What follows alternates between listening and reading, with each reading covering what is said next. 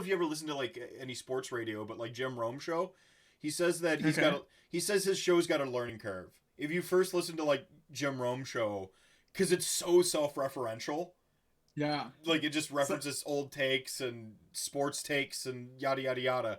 That like you'll be lost the first time you listen to it. But as you listen, you really become connected to it. And I think your show has that quality where you just like the more you listen to the Everchosen podcast, the more connected the audience gets. So I just want to say props. Man, I appreciate that. Yeah. Yeah, I always think about Arrested Development with that. Like the first time you watch Arrested Development, you're like, what's going on in this show?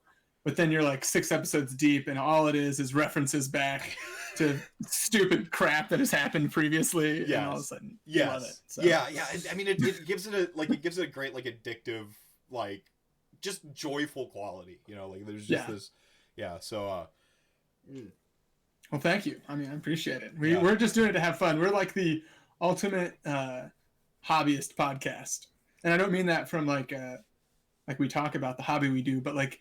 For me, that podcast is like an essential piece of what it means like to do Warhammer as a hobby, because it's just fun, and you're just getting to talk about and hang out and do the thing that you love with your friends. So yeah, you do that, and then you've got that like it's a good run time. Your episodes are usually like an hour and a half to 2 hours, so it's like I can sit down and paint to this while I just listen to this like awesome banter, and I think you do represent like a total.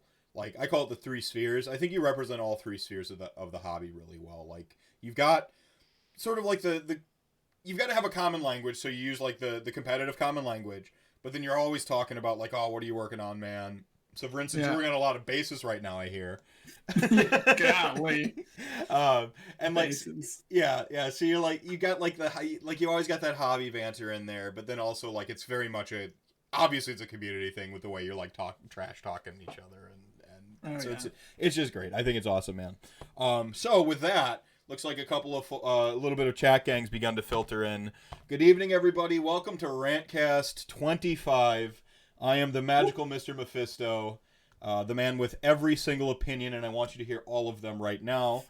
But joining me today is why don't you say hello and introduce yourself there, man? Sure, yeah. My name is Jeremy Cooper out of Austin, Texas. Repping the Austin Weird Knobs, my boys, and you can find just Jeremy is as people know me, I'm one of the hosts of the Everchosen Podcast here out of Austin, where we just, as we were talking about, love to get together, talk about what's going on specifically in Texas, just because it's like what we know, and then talk about what we think is happening around the world with this awesome hobby. So yeah, Slantastic is my Twitter handle because obviously I'm a Seraphon player. Right. Yeah. So actually, man, thank you so much for being on. You've got your people that you admire and like I guess technically like your peer group, right? But then you're still like they're kind of inspiring you, and you guys have been. The Everchosen Podcast was one of those where you're like, okay, everyone wants to be a little bit like Vince and Tom, and they've got like their leanings towards one or the other. You know, everyone watches Rob. I think pretty much everyone watches like Doom and Doug 2 Plus Tough, and then I'm like, everyone should be listening to Everchosen as well because these guys have fun. Wow, love to be included in that pantheon. I didn't know I was playing a guy from a podcast I listened to until you handed me the Slambo die, and I'm like, oh shit. You're that, Jeremy. Like, that's me. So actually, like, so for those of you joining the RantCast right now, I actually met Jeremy Cooper at Adepticon. Man, it's going on about a year ago. We'll be rotating into March and stuff like that. 3rd round, I think we were both, or 2nd round. I think it was 3rd. I think it was 3rd. We were both 2-0 or 1-1, something in there. Yeah, I was 2-0. Yeah, so I was 2-0. Yeah, I was 2-0 as well. Yeah. So we were both 2-0. So we were on the ascent. That's right. Just hoping. Yeah. We're about to crush each other's. One person's dreams of day 2 were about to get crushed. Yeah, that's how it always goes. And they were my dreams. But I made a friend, and you actually got my favorite game vote that day because that was dude, absolutely tournament. That was great. Well, and I didn't realize who you were until Rob was playing on the table right behind us, and I've known Rob for a while, interacted with him and he was like, "Hey, you know that's Mr. Mephisto, right?" And I was like, "What? No? Oh crap!" Yeah, like, that's the guy who comes. We talked on. yeah, an Honest Wargamer chat all the time. He's like, "Oh, that's how yeah, that's the guy who comes into my chat and gets banned for talking shit to Tristan like immediately." Which was like my biggest claim to fame before, I think. Yeah. So it was epic. It was an epic clash. My LON build versus you were on Seraphon that day, and you actually have a great story on how you went Seraphon. If you don't mind the sharing real quick. Yeah. So yeah, go ahead. No, you go. I was just gonna say, so you had plans to play a different army, and then Seraphon. So yeah, take us through it. So all right, so I had been watching some Twitch, one of the Honest Wargamer streams, and I had seen this Order Draconis list that was like 4 dragons and 15 knights, and I was like, that's so dope, I want it. And so like I went out, bought all the old dragons, did all the hobby work on it, got it ready to go, had been practicing it for months leading up to Adepticon, because I was like, this is the perfect army for Adepticon. It's so low model count, it's going to be easy to transport, blah, blah, blah. But I was just like, I was struggling, one, like I was struggling to play it well, I think. And two, that I was just like struggling with the concept of the army. And so I'm literally like laying in bed the night before my flight. And I'm talking to my wife about it, and she does not care at all, right? She's like, Jeremy, I don't know. You're going to your fun hobby thing. Like, do what you want. And I was like, okay, I'm bringing my Seraphon. So last minute, literally all my buddies were like, what are you doing? Like, you haven't played them in 5 months. I was like, they're in my blood. I know what I'm doing. Cold-blooded. I don't need any help. Like, this is going to be great. Man. And it was like, I love that list, and I love playing Seraphon. Yeah, that was cool. You were on the Thunder, what is it? The laser one. Yeah, Thunderquake. Yeah, the Thunderquake Star Host with the double Bastillodon. This was after General's Handbook had brought summoning into the game, so it wasn't like, I've never done like the hardcore summoning spam where you like get the Slann and Croak and the Balewind and the Cogs, and you just like summon a Dread Saurian on round 2. Like, I never have gone that far. I'm too like balanced, I guess. You're a very cagey player too, is what I found. Like, you don't go like, I mean, for my one game, that's right, perfect sample group, my perfect infallible information here. But you're a pretty cagey player too. Like, you didn't strike me as the type to like just like have a hammer and then every problem's a nail, and so you just go for like the big blunt strategy. You seem very cagey on the table, which is cool, because like that's the kind of game I like to play too. And and we basically had like our table, it was focal points, and we ended up, this is no research, by the way, I just remember this shit. I'm like a quarterback in the NFL. I have a perfect recall of the best plays. No, it was focal points, and the game became a blender where we just spiraled around the middle. And you said, I remember you're like, this is the messiest table I've ever had, because there were just bodies everywhere. And part of that was me and my nerves at my first Adepticon, right? But I mean, me too, though. Yeah. And we were doing some killing. I just was so afraid of Nagash. I was so afraid. I'd never played him before. For whatever reason, like, just nobody here runs him. And so you put him down on the table, and I was like, Flah! Well, what do I do? Yeah, well, you played it decently. You bubble wrapped, and you just set up these really decent, like, just sort of like these like Melbolgia, like multiple concentric circles of just shit I couldn't possibly get through. That's the play with Seraphon. There's zero other way to do that. Yeah, and like, well, I mean, you can kill it. You can deal infinite damage to every single one of these speed bumps, but like, you're not gonna get to the meat yet, and hopefully you'll have outscored on the table. But I mean, the pivotal play, in my mind, and it could be different in yours, was those fucking Ripperdactyls. Turn 1 pinned my Black Knights and completely changed my entire game plan, holding them up for like three combats or 3 turns. It was like three combats. It was like 3 combats. I'm like, these should have died. Which is like, way too many combats. I'm like, this is so like they should be dead. I'm just like sitting there and then it came down to like that one extra turn of delay to where they couldn't get off that and move over to the point to screen it properly was the entire game, because you do what Seraphon assholes do, which is skinks from downtown, yoink the objective at the end and win it all. And that's exactly what happened.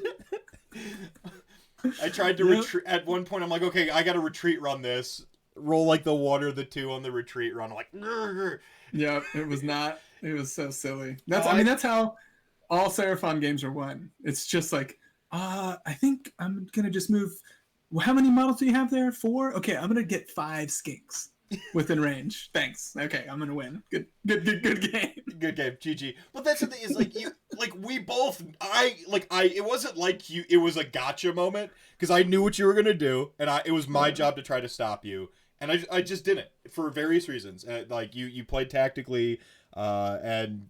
You even got the wobble effect. I remember you went to you had your 2 teleports a turn.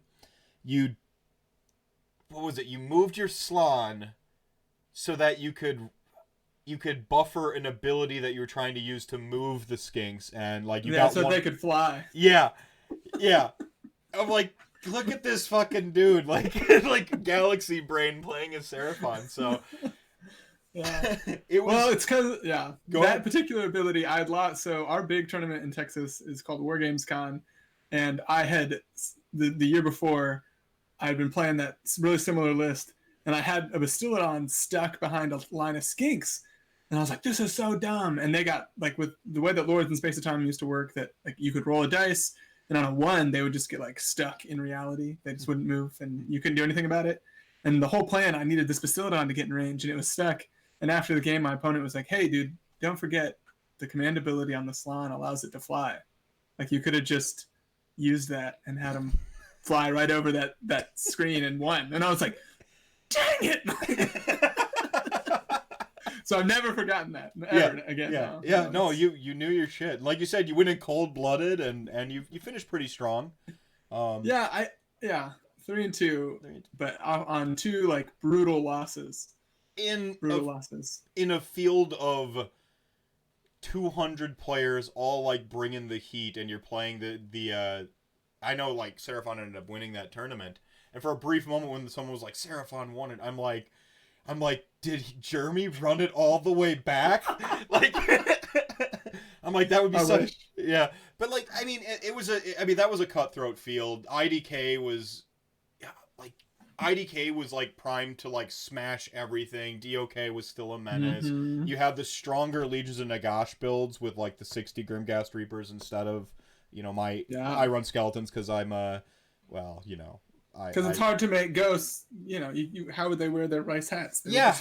Yeah, exactly. Like it's hard to like make them look all sweet and Asian. But thankfully, Bone Reapers got me covered. They already come pre-packaged with the Pan-Asian look, so I'm all about that life. That's right, dude. Yeah. No. Can I just say, though, you remember how nervous I was about Hand of Dust, though? Yeah. Well, that's the thing is, I remember I resolved the Hand of Dust, and it was, like, around the last turn, or, like, we were kind of, nearing the, like, okay, I have to make something happen now, or I will lose this game. Or it'll go to points or whatever, like, and so I'm just like, okay, which is, the Engine of the Gods, that's the thing that makes things go, right? or like the and I'm like, okay, here we go, like, Hand of Dust, and I resolve it, and, well, I'll let you kind of, like, tell it from your perspective. So I portal, Hand of Dust, I got... It goes off, I failed to dispel it. Yep. Because it's Nagash, and you put out your hands, and I just, like, slapped one, and you opened it, and there was nothing in it, and I was like, dust! It's turned to dust! And so I grabbed my guy off the table, and it was like 30 seconds later, like, dude, it survived. Like, you gotta No. You found the die, which meant you're okay. When it's empty, is when you're dead. Yeah. And you were like, I just was freaking out. Yeah. I mean, I remember you're like, it's like never resolved before. Like you've never encountered the Hand of Dust, and no.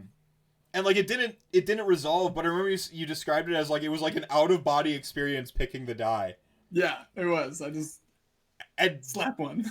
And this is why Hand of Dust is a great mechanic, because of that, like, sort of next tier of interaction. It could just as easily be a roll of die and on a 4-up, model is slain outright, right? For the coin toss. Yeah. But, like, you have the Hand of Dust, and you're actually, like, presenting your hands. And, like, when the hand is empty, it is dust. You know, it's just this, like, it's this dramatic, it's interactive, it gives your players... I love the mental game of it, like, talking smack back and forth with players. And so, like, this is a great rule. And so this actually is a pretty great segue right into Dark Prophecy, because we've kind of been talking around it a little bit online lately.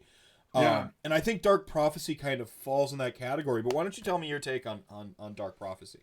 Man, I love it. I think it's maybe the best rule in Slaves to Darkness book.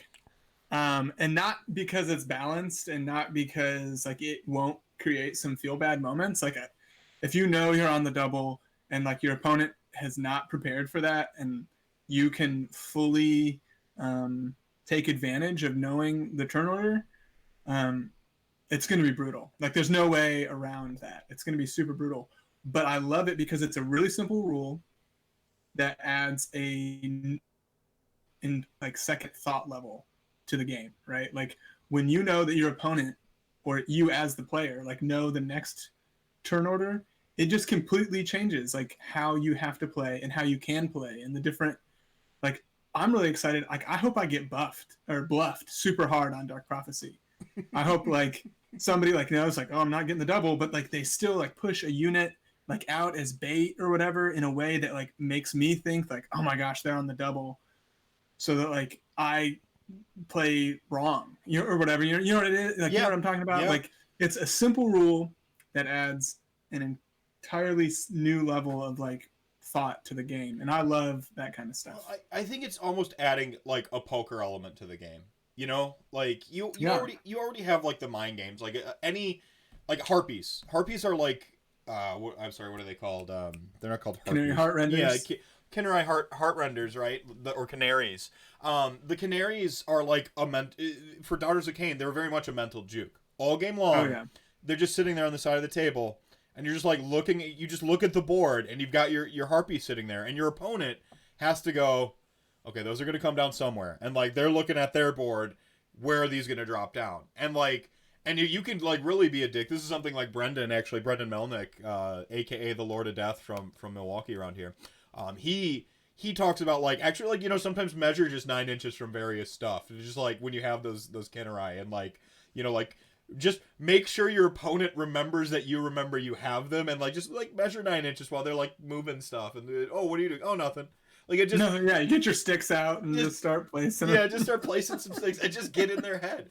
And so, like, I personally, like, really enjoy the bravado of gamesmanship, if that makes sense. Like, that's something I really get into. I think my most enjoyable games are the games where, like, we're both having fun and we both have this, like, cursory level of, like, taking the piss out of each other and, like, really just having a great game.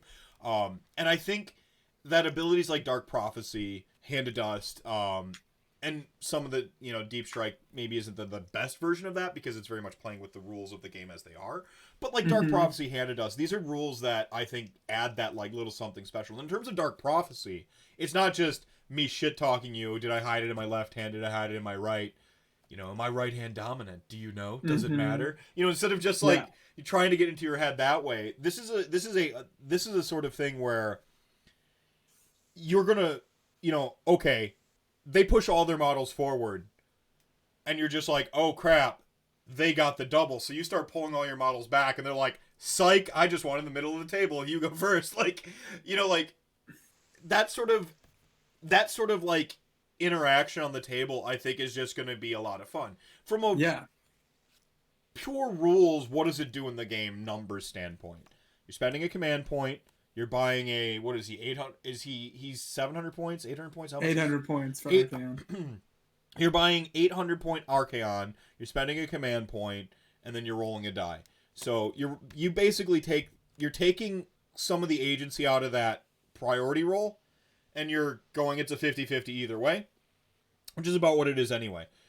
And what you're really, really doing is if you have just gone at the bottom of the round, you're bringing that 42% tiebreaker if you tie on the die, and you're making it a true 50-50 again. So you're basically paying 800 points and a command point for 8%. Yeah. Whatever the specific numbers when you both roll a die and the tie goes in favor of the opponent. Whatever that percentage comes down to. I think it's around 8%. Okay. Yeah. 42% versus a straight 50-50. Like, sure. Okay, you're paying a command point for 8%.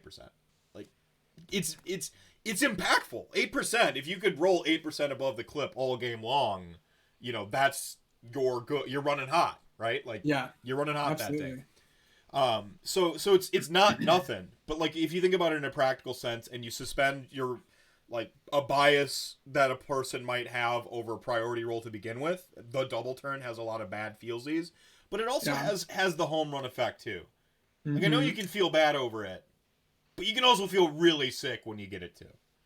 Yeah, man, I would never change it. I was listening to the Priority Roll podcast that's new the other day, and he like ends his thing, and he's like, "What's something you would never change, and what's something that you wish you could change?" And this guy said the thing he would change is the priority roll. But man, I would 100% do it the other way. I think like the priority roll is so fun. I love it. It's like the most. It's so exciting. It can flip a game. I mean, again, there is the opportunity for feels bad where like you're already losing and now you're just losing harder. Mm-hmm. Like that does happen for sure. And I don't ever want to like pretend like it doesn't.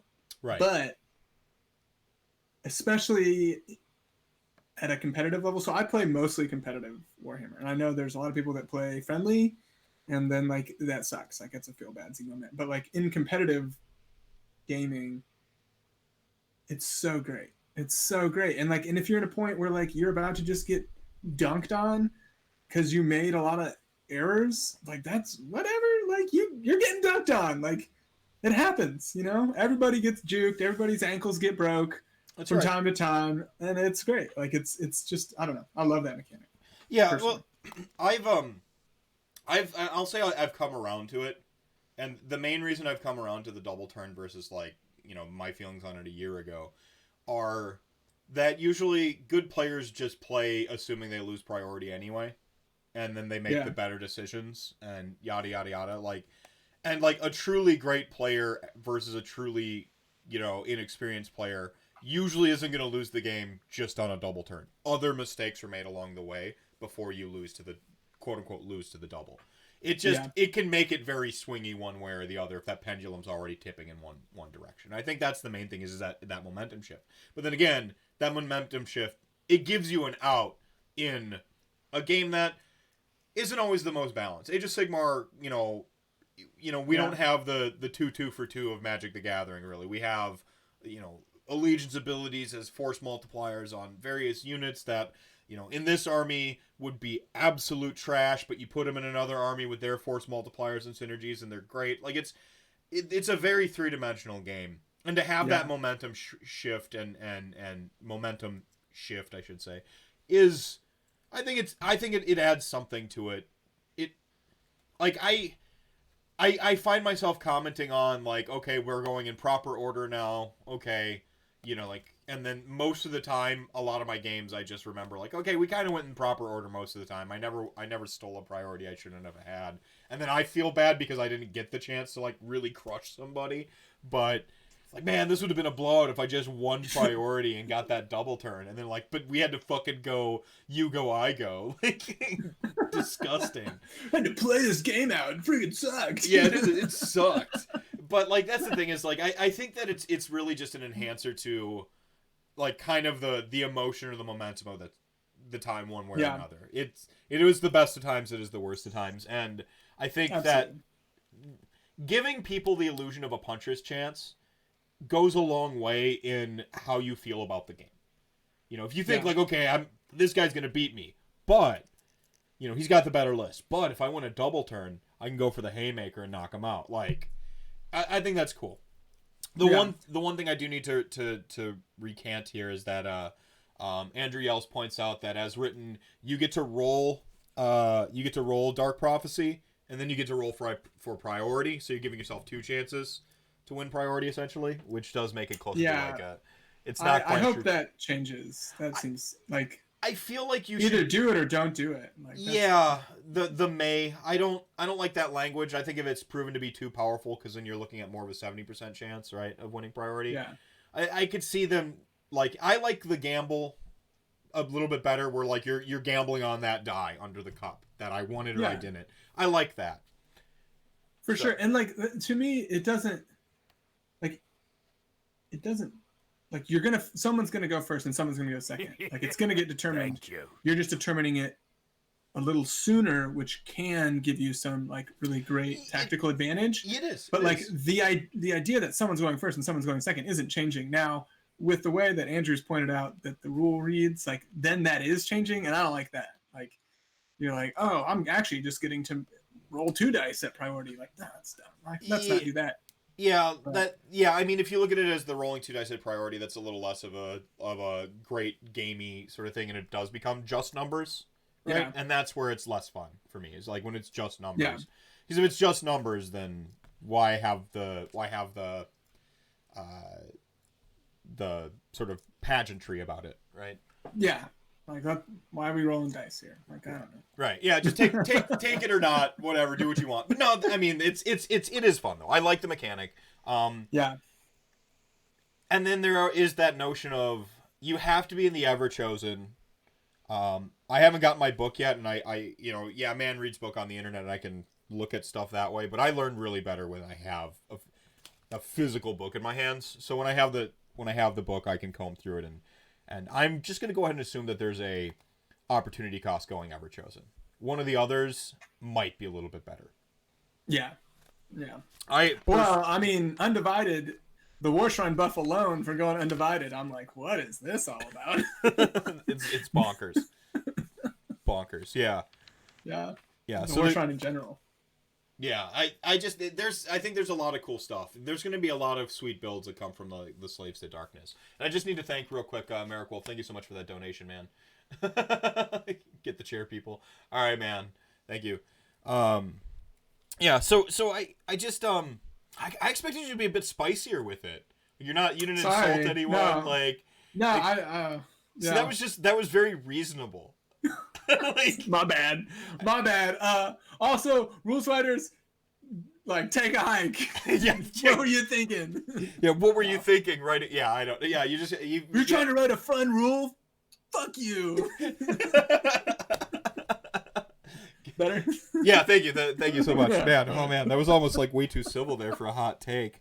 I don't know if there's really much more I can add to it. I know there's some logistical stuff, like how do you keep people honest with the die being what it was. I mean, you trust people to not cheat in general with loaded dice and stuff like that, so I think you're going to have to just trust that people rolled, right? Yeah, I mean, I think you just bring a fun dice cup, buy something neat, roll it under the cup on the side of the board, and just leave it there. And you can, like, peek at it. Yeah, it's an extra implement you're going to have to buy, but honestly, I bought a gigantic golden die to hide for my hand of dust, so like that's just part of the that's just part of the patch. That's part of the fun of it, is like when you have something cool and you swag it out. Like I remember for a while there, the big trend was when you had Thermal Rider cloak, buy Archaon's cloak and put it on the model. So you had all these orc war bosses running around with Archaon's cape. I had a buddy who bought a Maw Crusher, and Maw Crushers aren't super cheap. They're like pretty. They're a spendy model, and he literally painted the whole thing to look like a ghost because he wanted to run it with Ethereal Amulet, and I was like, "That's off, dude. That's commitment to an item." Yeah. You're just, and in this case, it's not so much an item. You're swagging toward the ability, and you know what? That's part of the joy of Age of Sigmar. You get to pimp your army, and you get to pimp your player aids. So let's go. I'm all for it. That's right. All right, man. So we got the hot take out the way, the super spicy take. Spicy. The super spicy. So I guess I know where I met you, and we did a little bit of our origin stories that way. But how did you actually end up in Age of Sigmar? Because you do say like hey, you tend to play more competitive. I know that you rep like Austin and the Texas scene a lot, but that's no different from me. I'm always honking the Midwest. I think that like sort of regional pride is part of what makes it fun. Oh yeah. And part of something we'll talk a little bit later, which is getting more of a like a national masters type setup, because then you're starting to have like that those rivalries cross state lines. Then it gets even more interesting, I think. But how did you come into Age of Sigmar? Did you start out like me, where I started with like, you know, D&D and Hero Quest, and Hero Quest was the gateway drug into like Warhammer Fantasy Battle? Played a long time. I took some time off, and then Age of Sigmar's here, so I come back. Or what was your origin like? Yeah, so mine was no. I mean, like I always loved fantasy stuff in general, like as a kid.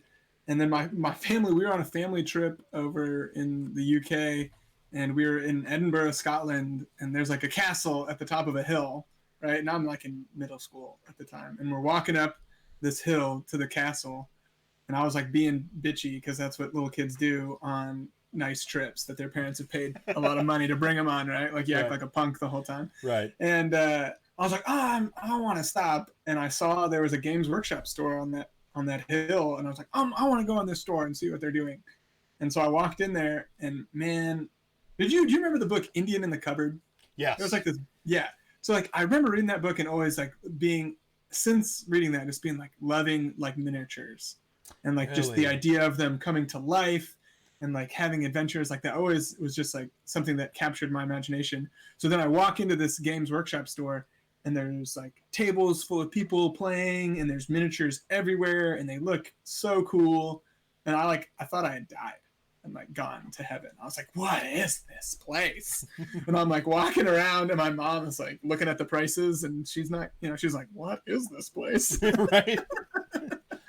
And I didn't buy anything there because I didn't know what I was doing, but they had just like a magazine of like, it wasn't a White Dwarf, because it was literally the old a catalog like thing. There was those old minis catalogs. I remember, and they had all the different like runs. They'd have the artists. They'd have God, what were those called? Yeah, I know what you're talking about, man. Yeah, it maybe wasn't like the exact same brand, but I remember a period where you bought literal minis catalogs. Yeah.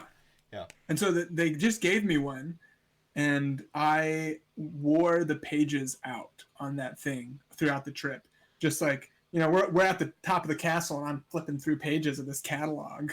Like, what is this stuff? And so when we got back home, like, we searched everywhere, found a couple local stores, and I got like all my little neighborhood buddies into it. And so like on Saturdays, we'd just pack up. Like one of the moms would volunteer to bring us up to the shop, and we'd all go up there, and like they'd drop us off, and we'd stay all day just playing Fantasy Battle and 40K. And there were some really great people at those shops who were older and like taught us how to play, and weren't super annoyed with like 7 middle schoolers running around. And it was awesome. So that's how I got introduced to it. That's cool. And then did you play all the way through the end times and then into Age of Sigmar 2 then? No, so then I only played for like 3 years, and then I found out about girls. Fair. And they were like, I don't know about these little toys you play with, man. And I was like, no, I don't know about them either. We'll think about this later. So I put them up on the shelf, and it wasn't until about probably 2.5 years ago. I'm married at this point, getting old, and my wife wanted to go to Hobby Lobby, and none of her friends would go with her. And I was like, oh, I'll go with you. It's fine. No big deal. Whatever. Mm-hmm. And next door to this Hobby Lobby in our town is one of the GW stores. And so like as we're parking, I was like, Games Workshop. I used to play their stuff and love it when I was young. Like, when we're done, can we go over there? And she was like, yeah, sure, whatever. And man, I walked into that store, and the guy's like, oh, have you played in a while? I was like, no. He's like, this is Age of Sigmar. Everything's on rounds. And it was like taking a hit of crack. Right. And like, I like bought 3 things. We drove immediately to my parents' house, where I got all my old models, which were just like sitting up on a closet shelf. And I haven't stopped since. It's been crazy. What was the? Do you remember one of the first boxes of Age of Sigmar that you bought? Yeah, it was Seraphon stuff. It was Seraphon stuff. Yeah. It was like, what are these dinosaurs riding dinosaurs? Like, yeah, grab that. Of course, I bought 2 of the Start Collecting boxes, which are terrible. Like, literally, don't use any of the models from those. in any of the lists I enjoy playing. I bring the Carnosaur everywhere I go on the off chance that I'll summon it like in round 4 as like it's the equivalent to a teabag in war games because it's like, haha, I'm beating you so bad, I'm gonna waste points on a Carnosaur. Like that's fantastic. I asked if you had the Carnosaur with you. It was like the first question I asked when I found out you were playing Seraphon. You're like, "Yep, right here." Right here, man. Right here. If this game goes well, you'll see it later. You know? Yeah. If this game goes great for me, you'll get to see it on the table. Oh man. If not, you probably won't. It's just more skinks. Yep. If I'm in need, I'm gonna bring the boys. Yeah. No, man. So that's a fantastic origin story. And so just been playing through it. Man, cool. That's awesome. Yeah. So I guess this is where there's two ways we could go with this. I could ask you about, well, we're on the subject of Seraphon, so let's talk about Seraphon. Sure. You've been playing, I've been listening to your podcast, and for actually a few months now, you had a little bit of a hiatus there because holidays suck. But you've been playing Ratman, or rather getting into Ratman. I know you did some Legion of Blood for a little bit. Yeah, Legion of Blood was like my competitive list this Masters season. So Seraphon was like my competitive list last year. Mm-hmm.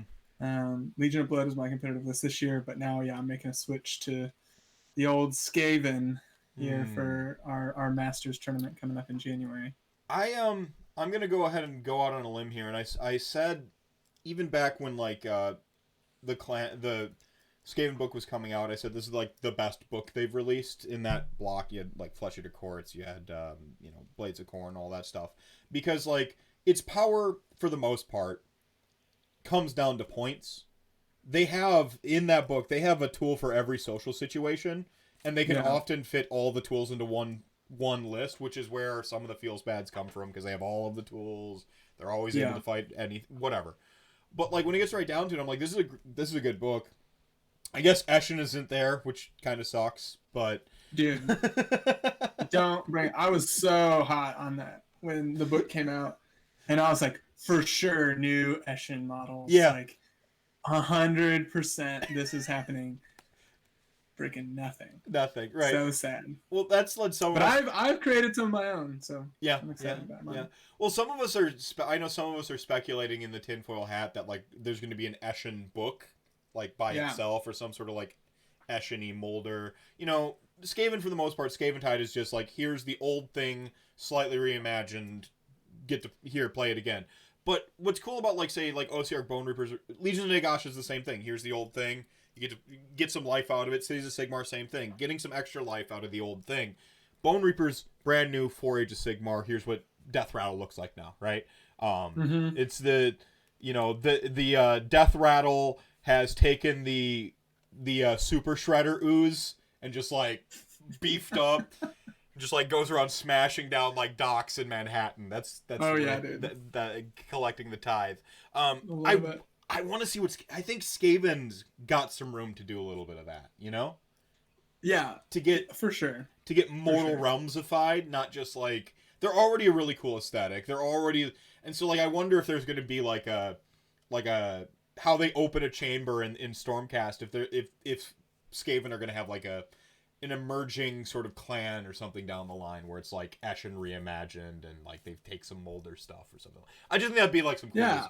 Oh, I mean, the design space in Skaven, it's similar to Seraphon. We'll get back to it, but I think those two armies in particular, the design space is so untapped right now. Like Skaven's, well, both of them are huge model ranges, are existing model ranges, but like there's just so much cool. Like look at Thanquol and Bone Ripper.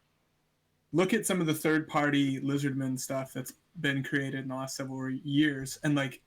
You're just like, there's so much space here to make some of the coolest models ever. Right. I mean, Rat Folk it's always, as an American, it always seemed like a really unique idea. And I'm like, how would the UK ever think to make rats this giant menace? You know, oh right, the plague. But like, it's, but like, it's really cool that, and it's got like a lot of design. I love how like duplicitous and just like constantly backstabbing they are, and like, I don't know, they're really cool. So like, I hope to see like age like the mortal realmsified Skaven down the line, and in the meantime, I think Skaven's sitting in a really, really good place. Despite being a strong book, I think they got a high skill floor, and that's what holds them back a little bit. And from like just having all the rage that like Slaanesh and Daughters of Cain hit in at peak. Once they nerfed the actual rat trap, it was like, okay, smooth sailing for Skaven players, I think, in terms of like catching heat. But yeah, I think so too. I mean, I think the great thing about Skaven is that they are beatable. Like, they have some super strong mechanics that, like, if employed correctly, like, you can win against any army that exists in the meta right now. But by that same token, like, they're 100% beatable. And yeah, that, you know. Yeah. I mean, it's a really cool like a push towards competitive, but ultimately balanced, like, sort of best case scenario can end up again moving once rat traps like kind of removed from the picture, because that was clearly no fun. Never will I ever take it. Right. Yeah. But yeah, I think the thing about Skaven that maybe is different from if you think about FEC the previous when they were the Slaanesh, is that you could make so many mistakes and that the rules just were like, that's fine. Like, oh, you 100% misplayed your Terrorgeist? Like, no big deal. You still get all your value. Yeah, you get all your value. Yeah, like, oh, you threw your Keeper into the wrong thing? Like, he'll be back in a minute. No big deal. Yeah. Skaven doesn't have that same, I would say, like, doesn't have the golden parachutes, I call them, where, like... Yeah. Flesh Eater Courts and like at its height of power when it was like emerging, like, I mispositioned my Terrorgeist, and you charged it. Okay, I'm still gonna like go twice and just chomp your shit. Like, there really wasn't a whole lot of mistakes that could be made that just like cost you the game in a punishing, direct, immediate sense. The way like Skaven, you just like deploy poorly. You put your screen a little too close to that warp lightning cannon that you're trying to like protect, or the Gracier on Bell, and like I charge that soft flank that you didn't screen, and like boom, I blow your whole table up. Like, that's I just and they don't have any way to like recycle units either, so it's like yeah, it's cool. Like, all the tools are in the list, but you got to use them right, and I think that's a good feeling, which I don't think is too dissimilar from Seraphon. Seraphon doesn't have all the tools, but like it's sort of like rock, paper, scissors, and you're just always trying to set up to be in the position where rock wins, paper wins, scissors wins. Yeah, I'd agree with that. Yeah. So Seraphon then. So we talked a little bit about Skaven, but like Seraphon, do they remain your true love even though you've cycled through a couple armies? I think it's we all kind of cycle through armies, but we have absolutely. Yeah.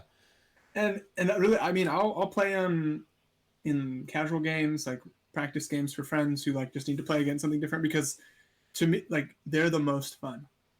Like, and you're always in the game with Seraphon. That's what I love about them, is that you're never out of it, because you got summoning, you got the teleports, like you lack punch and you lack an anvil.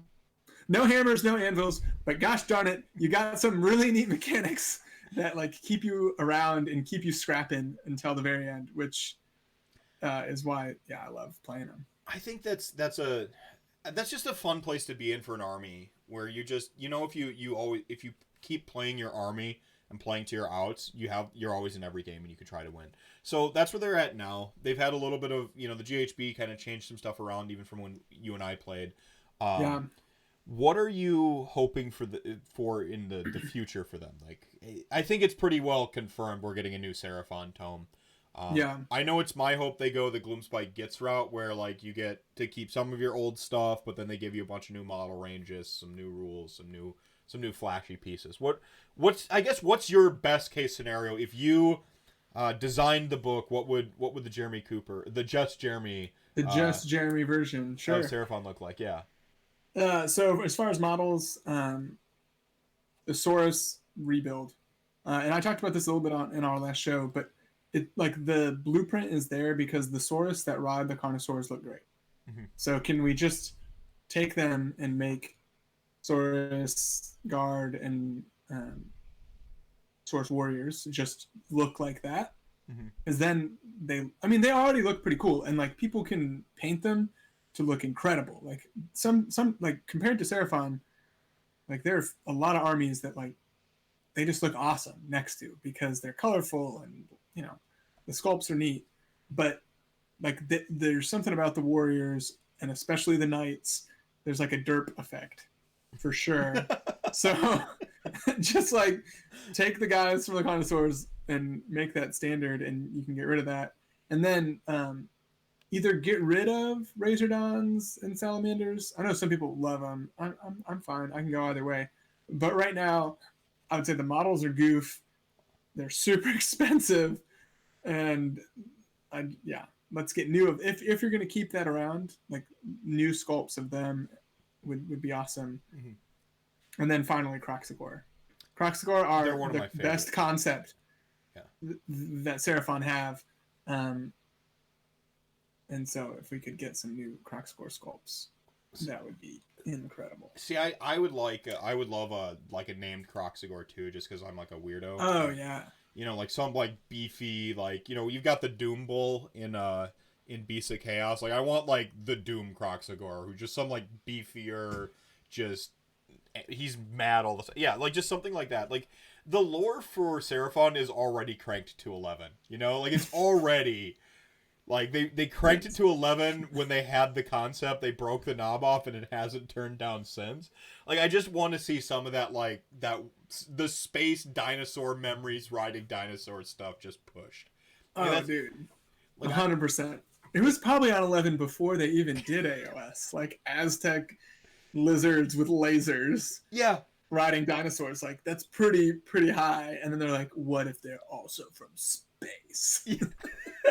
It's like it reminds me of one of those games where like you play when you're a kid. You're like, this is my like like I've got a sword, and you're like, well, I have a shield that blocks all swords. Yeah, well, my sword's made out of laser beams and also dinosaurs. Well, I have a shield that blocks dinosaur laser. Like where you just keep going. Like that's Seraphon. They 100%. Just and I think it's great. Like they're one of those armies that like the game is better when they're better and when they're around. No. Yeah. And I feel like the in the early days of Seraphon, pre-AOS 1 and not quite Dark Ages period where there weren't points, I remember a lot of people being upset dropping games to Seraphon because like it always felt like they stole the game from you. But now it's like teleports and deep strikes. They're so ubiquitous that like it's just a tactic you need to be good at playing against. And so like I don't see that hate anymore there. So like you can, I think, push the envelope now to like where I remember someone with like Ossiarch Bone Reapers, like people are mad that they're like immune to battle shock. I'm like, literally everyone's immune to battle shock that matters. Like everyone's immune to battle shock. This isn't that big of a deal. And by the way, Weird Death, it was ours first. It was like the thing I like, I got like really grumpy about. And then like I feel like a Seraphon player could be like, yeah, well, like you just got like star teleport. It's better than like regular teleports. And you're like, yeah, because it was ours first. And like that's like the line in the sand. I think Seraphon 100%. Like you have triple teleport where it's like you teleport and you swap places with my fucking, or you just like some fucking crazy design space. Like you have double teleport. My God, like where you just galaxy brain just some crazy stuff. That's a space they could explore. I remember you actually said like having a third teleport on the Everchosen podcast. You talked about having a third teleport you want to be against, and you actually said, I'm like, okay, cool. He wants to teleport more with his army. I'm just like, of course, who doesn't? But then you said something that I found was like the sort of flip side of that coin. You're like, I don't care about summoning too much. I'm just like, what? And like I just like leaned away from I was sitting in my truck, so I spiritually leaned away from the radio, but. It's just like in concept summoning is so cool. Like you're bringing things from off the board, blah blah. It's the practical side that got me to wish it was turned down a little bit. Just like having to carry around all the extra models. I think it honestly slows the game down quite a bit. Like whenever it's like, all right, now I need to put these guys out here and I'm gonna have to measure 100 different things. Like I have 6 9-inch sticks because like you're just putting them everywhere to see if your crap can fit. And it's like, but what about this one little guy over here? Oh, okay, let me put another stick down to see if I actually am still in range. So I think it slows stuff down. And I mean, I still want it to be there somewhat, because I think it does fit with the idea of like either their ships are shooting them in from space, like Star Trek style, or the Slann is remembering them, like whatever way you lean on what the lore for Seraphon actually is, because they've like goofed with it several times. Right. So like I don't want it to go away completely, but I like, yeah. Well, like I love Legion of Nagash. I love the recycling a dead model. Yeah, dead units. Yeah, that's the thing, is like I know it caught heat early on because we were in the growing pains of like playing quote unquote summoning without reserve pools, right? Like so there's a little bit of the feels bad early on, but as people, again, it's just like people were mad at teleporting, deep striking, yada yada, but as our player base gets better at the game and more knowledgeable, some of these quote unquote feels bads, they disperse. Not only is there like more mechanics to just track than there were before, but it's like there's just certain things that you got to be better at playing against now because you see them a lot more often. And I think that like when you step back from that initial like, you know, fuck Nagash bringing back 30 Grimghast Reapers, when you think about like it from a design space, you're like, you know what, you're just playing with the models you already brought to the table. Like, that's not too bad. As opposed to like like on the other side of the spectrum at the time was like Sylvaneth with their 2 totes of Wildwoods and Dryads that they had to bring to every event if they wanted to be competitive. It's like that's a worst case scenario for me than to just bring back the thing you just killed. Yeah, I mean, I'd have to bring an extra box every time I went to a tournament, which is like not a huge deal, but like after a weekend of toting around boxes, and like really all I did was summon skinks. But you bring everything because you never know. Right. Maybe the Carnosaur really is going to be the right summon. Right. Maybe right. It will. One day. Like I think there's a lot of design space to play around with summoning mechanics. I don't think we'll see a depravity again. You know, we'll talk a little bit about the FAQ's reactions, but if you don't know, sure. Depravity chart basically went up pretty much about 50% across all the stuff that they can summon. They got less killy because Locust was hit, so I think that's just going to be a big net drop to their summoning, and that's the thing. Like, I don't think we're going to see a summoning mechanic is pushed to Depravity for a good while. But so I don't think Seraphon would have the audacity to make that mistake again. but I've been wrong before. I know some people like that they're summoning as it exists now because you're kind of trading casting. You're giving up casting spells to summon stuff. What's your take on that? I guess as the current expert in the room. Yeah, so I love that it did cost something. That's what I don't like a ton about a lot of the other army summoning, is that like for their summoning you just do the thing you're going to do anyway. Mm-hmm. And by the way, you get to add models to your army. I liked that like Seraphon still because it hasn't changed. Mm-hmm. I do currently like the way that Seraphon does cost you stuff. Like it costs you opportunity, it costs you a lot to summon, which I think is the way that summoning really should be. Mm-hmm. So I like the idea that that you have to give something up. I don't like that it means that your super mage never casts a spell.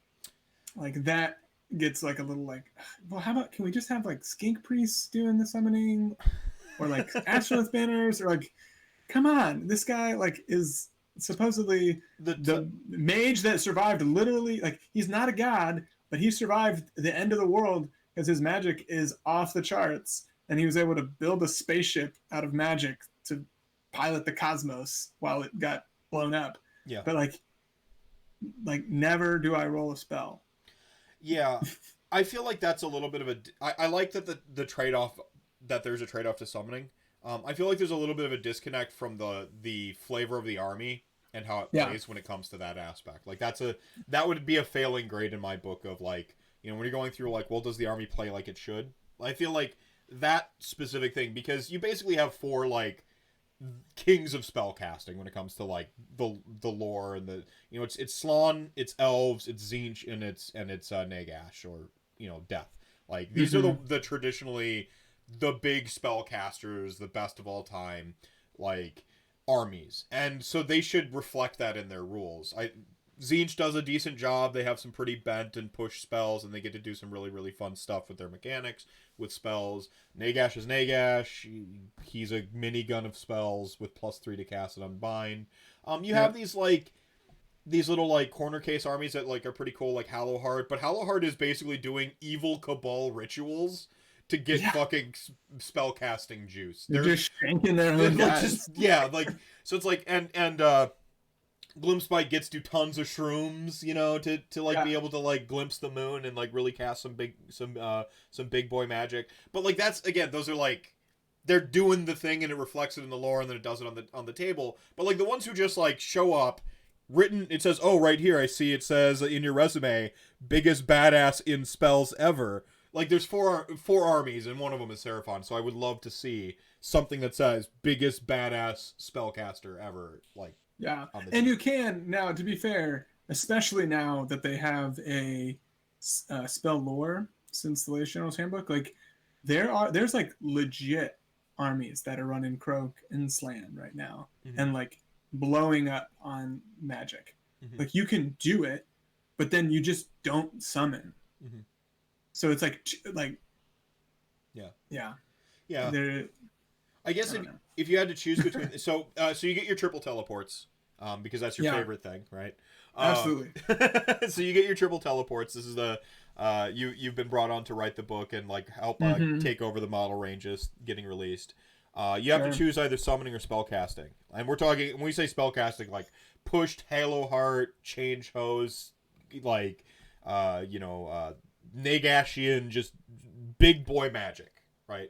Which do you choose? Yeah. Gosh. Ooh. The impact of summoning from a competitive stance is very strong. So strong. Yeah. So like I the only reason I win with Seraphon ever is because of summoning. So to be like, cut it out, is hard to say. But I mean, having dope spellcasting. It's cool too. You've put me in a pickle. I would love for like the summoning to be like 1 or 2 things a game from the terrain piece. There you go. It's a like crashed spaceship. Your terrain piece is a crashed spaceship, and you can summon 1 or 2 things from it. Cool. Yeah, something like that. Like some sort of curtailed, limited, side like a sideboard with you at all times. You're just like, you've got that 1 or 2 things to pull out, and then you get your triple teleports and big boy magic. Okay, I think that's cool. Is there a model you absolutely want to see, like just some big centerpiece that you have a vision for, or anything like that? And we're purely speculating. We have no idea, but just for funsies. A new model? Yeah, just a brand new model. Yeah, new centerpiece model. What's something just in the area of like what you would want? I feel like. Would you want your terrain to be like the Dong for like Ossiarch Bone Reapers, where you're just unfurling your cod on the table? No, you don't want that? No, I mean, like, I would love for our terrain piece to be awesome.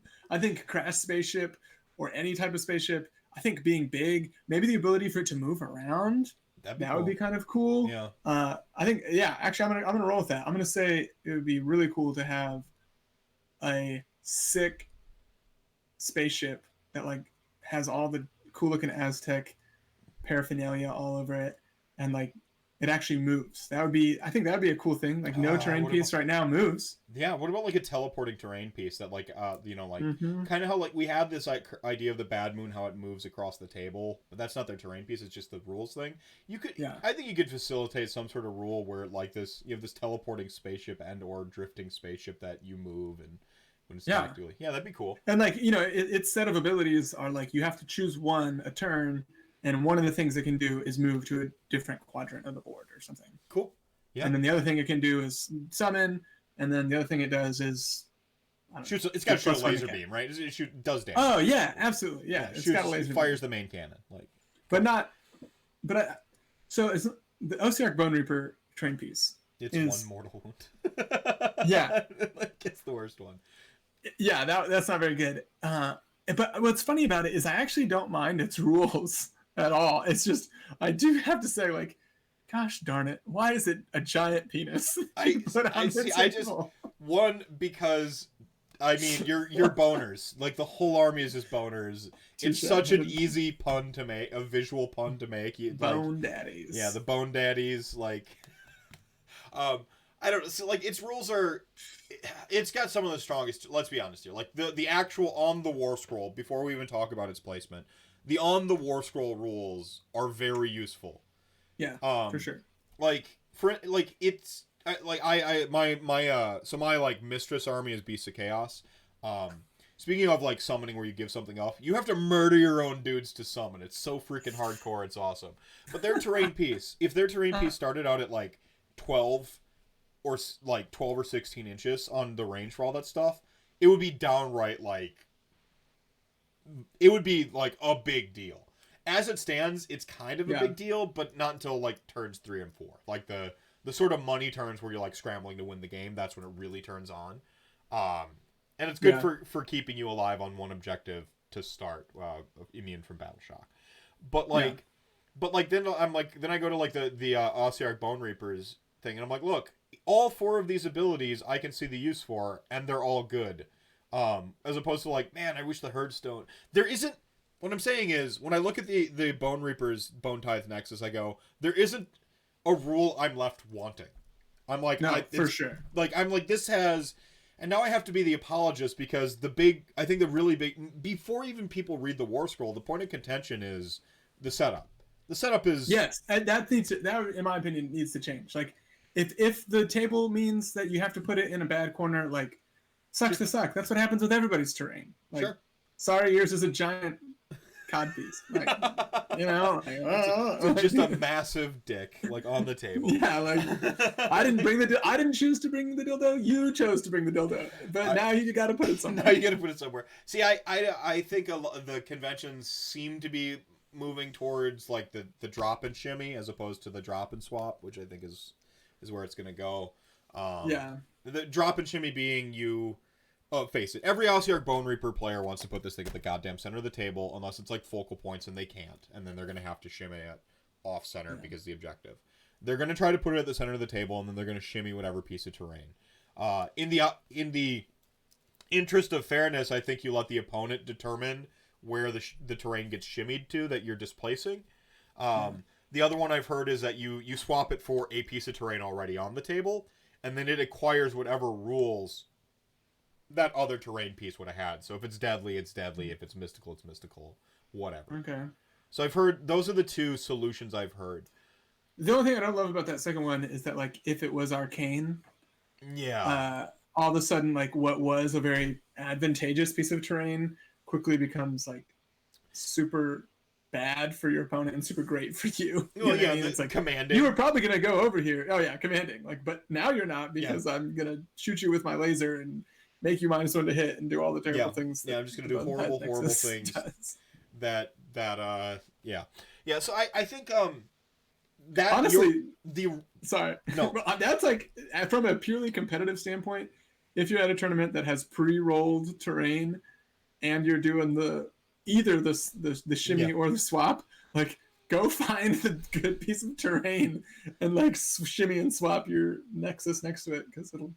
Yeah, like that's not a bad play. Well, and I got to be an OBR apologist here, but I really think the design team, the model team happened first. They're like, okay, we're gonna, they got their direction, their little notes. Okay, this army needs a terrain piece. What is it? And they went in and they just went way too far. Like it's like a 10 by 10 by 10, just this huge phallus on the table.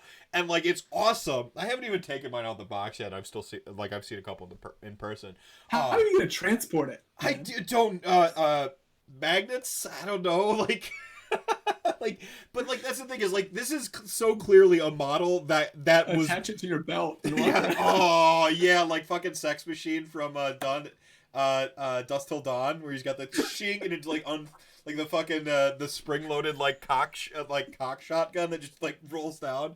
Oh literally, man, you walk up to the table and unhook it from your belt like, and slam it. Oh, that'd be great. That'd be great.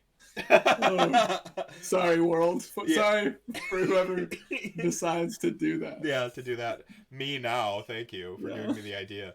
No, so it's so clear that the model came first on this one, and then I feel like the rules, like team had to like scramble to make it work, and the only thing they could come up with was like you put it down first, and then the terrain conforms around this giant piece of terrain.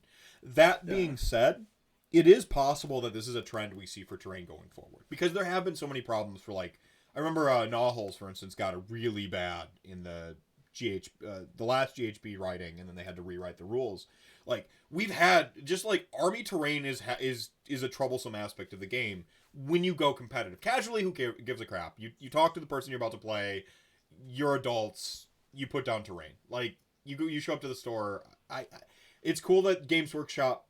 You go to the store, you talk to your opponent, you put down terrain. Up until recently, we haven't had a deployment chart for terrain. That's a new thing. So Games Workshop now codified what does it mean to put terrain down on a table. They codified it when they wrote that placement guide, right? That they codified it then, so now they have to write their rules more mindful of that. And so Bone Reapers just, I think, comes in at a weird place having to deal with these factors. Now, did they handle it the best in the end?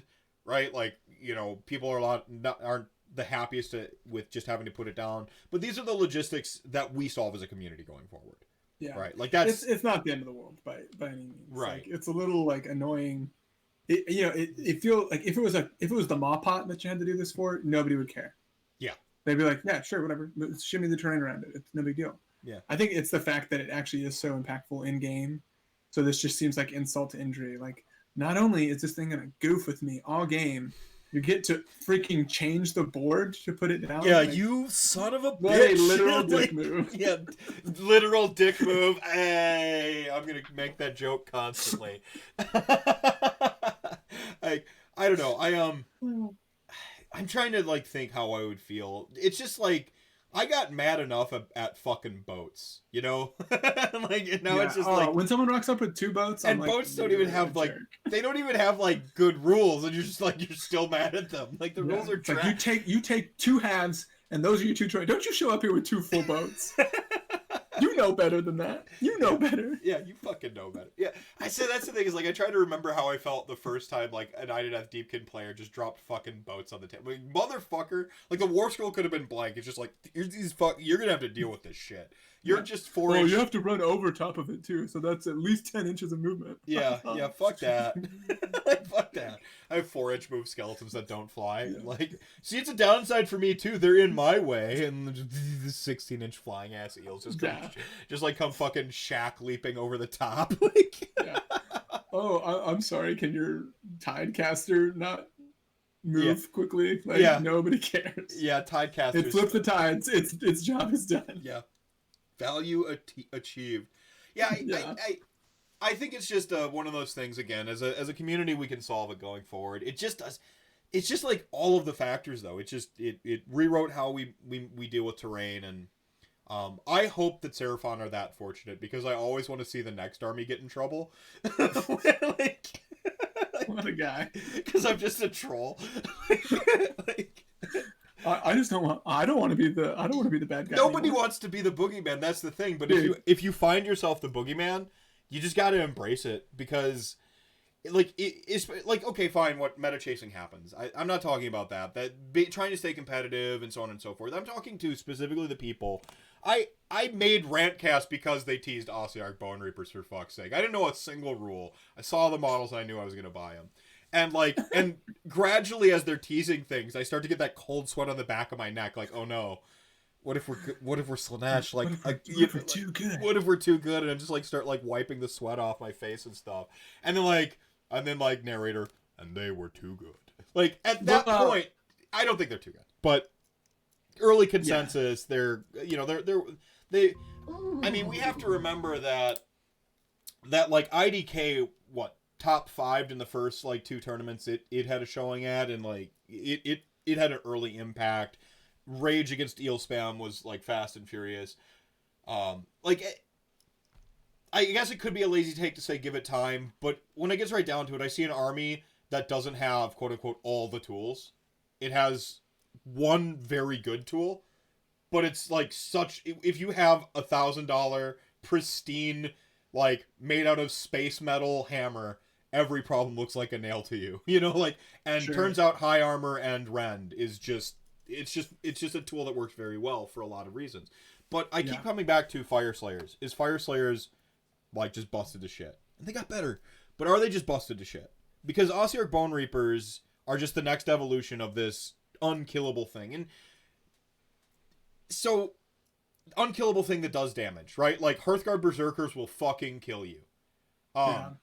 People weren't outraged at that, and they can fucking teleport, and they can pile in twice, and or activate first, depending on what build you go. Like, they have some of these other tricks that have some other bad feeling. And I'm not trying to, like, change anyone's opinion. I'm just trying to say, things like this, like, if you step back and you have a little bit of perspective, like, this army, yeah, Petrifex Elite is the Hagnar, it's obvious, fine, whatever. It's a dead horse, I don't care anymore. Like, but once you, like, take that away, you look at that book and you go, they're fucking skeletons doing skeleton shit. And in that respect, I'm fucking for it. But I don't need to like, make rantcasts about how much I like Ossiarch Bone Reapers and how much you guys need to deal with me now. But the real take is, like, at some point you gotta embrace the hate, you know? And so if Seraphon come out and they're just bent to shit, I will defend you for being an evil monster. And just completely jumping on that bandwagon. Confession corner here, though. Confession corner. Yeah. I'm a coward because I had this Skaven list written the day after the book dropped. And I was like, oh, that list is fire. Like, it's going to be so good. And then everyone was like, Skaven sucks. Oh, they're the worst. Blah, blah, blah. And everyone was just hating on it. And I was like, I'm going to go play Legion of Blood first season. Like, nobody hates Legion of Blood. Nobody even thinks they're good. So I'll just do fine with that. Yeah. And now that everyone's, like, cooled off and everyone's like, Skaven's okay, I'll be like, cool, I'm back. Well, yeah, like, and that's the thing is, like, I think, like, you can comp yourself, you know? We don't need, like, a ban Slaanesh. If you really care about, like, perception and giving your opponents, like, a really great time, in terms of Ossiarch Bone Reapers, just run all of the Crypt Stalkers, people, or Necropolis Stalkers. People think you're a fucking baller. You're just doing and they will be baller. Yeah, They're so dope. You're just being an ogre player at that point. You're just like, I just have fucking fatties. I bought my minimum battle line requirement, and here are some fatties. I'm just gonna push up the table and fight you. Cool, do that. You can do that. But like I for 1 year, and this is really what like changed my perspective on it. Is like I fucking like love Nagash, and he just happened to cycle into being like that boogeyman role for a little bit there. And like so I'm like walking up to the table with Nagash, and 80 skeletons, not even the fucking Grimgash Reapers, you assholes. Like, who cares if I get 280 points of skeletons back for a command point? Not really anybody. They're 4-inch move. They're probably out of the game by the time you kill them. Let's be honest here. Like, and this, to walk up to the table, because Nagash doesn't fit my carrying case either. He's just, like, up in my hand, and I've got the carrying case You could put him on the belt as well. Yeah, exactly. There it is. I'm going to have to get, like, a fucking, death, sort of, like, utility belt. That'll be sweet. Yeah, so I walk up to the table, and before anyone's even, like, deployed against me, they're just like, ugh, Nagash. Like, to just hear that for, like, 1 whole year, I'm like, you don't even know me, dude. I'm like, you don't know what I have in my carrying case. Like, yeah, I've got Nagash, but, like, I could just have, like, all zombies, and they're all bad. Like, and, like, not even maxed out zombies. I bought, like, 30 command points and zombies, and, like, and Nagash, because I just love zombies and Nagash. Like, don't fucking throw that shade at people just for playing their armies. Is really the big takeaway. And like, and that on the other side of it, like, I don't fault you for, as you said, being a coward. I don't fault you for being responsible and waiting for the heat to cool a little bit on Skaven. But so you did the respectable thing. But on the flip side, like, if you're going to a tournament, especially, like, everyone goes to tournaments for different reasons, and some people go there to actually win. And whatever they're doing there, fine. I think where it becomes a real issue is when you're not playing games against it, whatever they're bringing, you know. And we can all have bad matchups. Maybe it's the bad matchup, but sometimes it's like literally there's nothing I can do. When I was building my Beasts of Chaos, I basically just finished them when Flesh Eater Courts hit. There is nothing I could do against Flesh Eater Courts, the army. Yeah.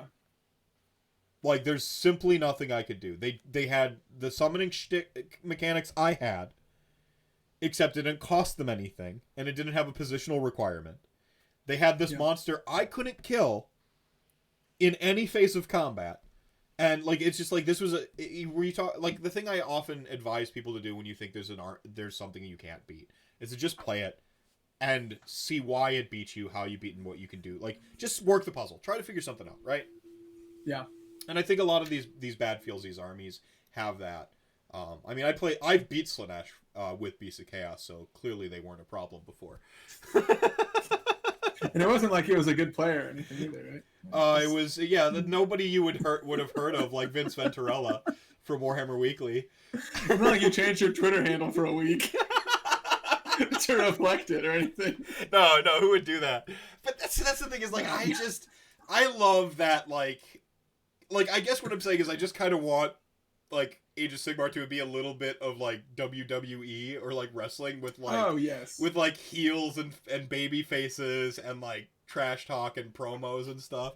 Like, but that's how I enjoy it. That's how I love that. And I guess it's a pretty decent segue into actually, speaking of making it into WWE, making Age of Sigmar into WWE, you've got this Texas Masters coming up at the end of January. So right when, if you're from the Midwest, you'll probably be going to PACA, but Texas Masters. So you want to take me through Texas Masters, what that is, how that compares to like a UK Masters series or something like that, and then just take me through it a little bit. Yeah, so we based our Masters off of we kind of took what we saw in the UK and in Australia, New Zealand, and a couple of the other places that had cool Masters scenes, and really based it around that. And what it was is, so you got the map up, which is pretty cool to look at. You have this drawn like turf wars. This is great. Like, this is and like the Sons of Slambo are right here. They're just their backs are to the wall. Just all these enemies just closing in on their turf. I know. Unfortunately, freaking green is Austin Weird Knobs, and they're not on there anywhere. Where are you? Yeah, Austin's like over here, isn't it? That's west. We've done well. I just haven't to get on that board. You have to win. But freaking Bridesmaids over here in Austin. Man, this is great. I love this. But so it's pretty much just a standard Masters ranking. Some things that we did specifically is that, like, every tournament has to have some component of, like, painting and sportsmanship, so they don't have to, like, necessarily count towards, like, the battle score, because I know that there's a lot of different controversies about that, but you have to have, like, some way in which painting is scored and sportsmanship is scored, so that, like, because it's really, for us, it was about bringing together the Texas community and, like, raising the level of the hobby that we had in Texas. Yeah, so and you want to see painted armies. It's part of the. I mean, one half of the. I don't care how competitive you are, and I think part of going to these events that's so much fun is to actually see different people's armies and different takes on them. Like, I think like, even like the most competitive players in our scene really don't want to play against the Grey Tide, right? Like, they want to see painted armies. So I think And so what you're saying there is, like, your soft scores, your painting, your sports have to be represented, but they don't have to reflect, like, the tournament. Like final standings. So like, they're separate trophies, like, they're kind of just. Yeah, I mean, the TO had the capacity to do whatever they wanted, but we needed, like, to be considered a Masters event, you had to include some component related to those two things. So that was one thing that we did that was a little bit different than maybe some of the other things. The other thing that we did is that if you'll scroll up actually on the screen and go to, like, city factions, we did a cool thing where the way that you qualify is it's a top 20 deal. But yeah, just like Dallas, Fort Worth, Houston, perfect. San Antonio, Austin, but it's not just the top 20 players. It kind of worked out that way, but there were 4 spots from each city that were guaranteed, and then some like open spots that anyone could go to. And the way that, so you have like your overall like score where you stand in all of Texas, but then you also have your score inside your city. And if you traveled to a different location, then you got extra points on your score. Well, I like that because it's encouraging you to like sort of cross pollinate tournament scenes and help. One, it helps develop the meta for everybody to play different stuff from different areas. But 2, like you actually like the community vibe there is really, I think, what really wins in that respect. Is like you get to meet different people and really just like get to hang out, right? Yeah. Because this was our first year doing it. So like, yes, we want hardcore competition, but we also were like using this as a mechanism to bring Texas as a whole together. So it works really, really well. And like the Texas scene is super strong now.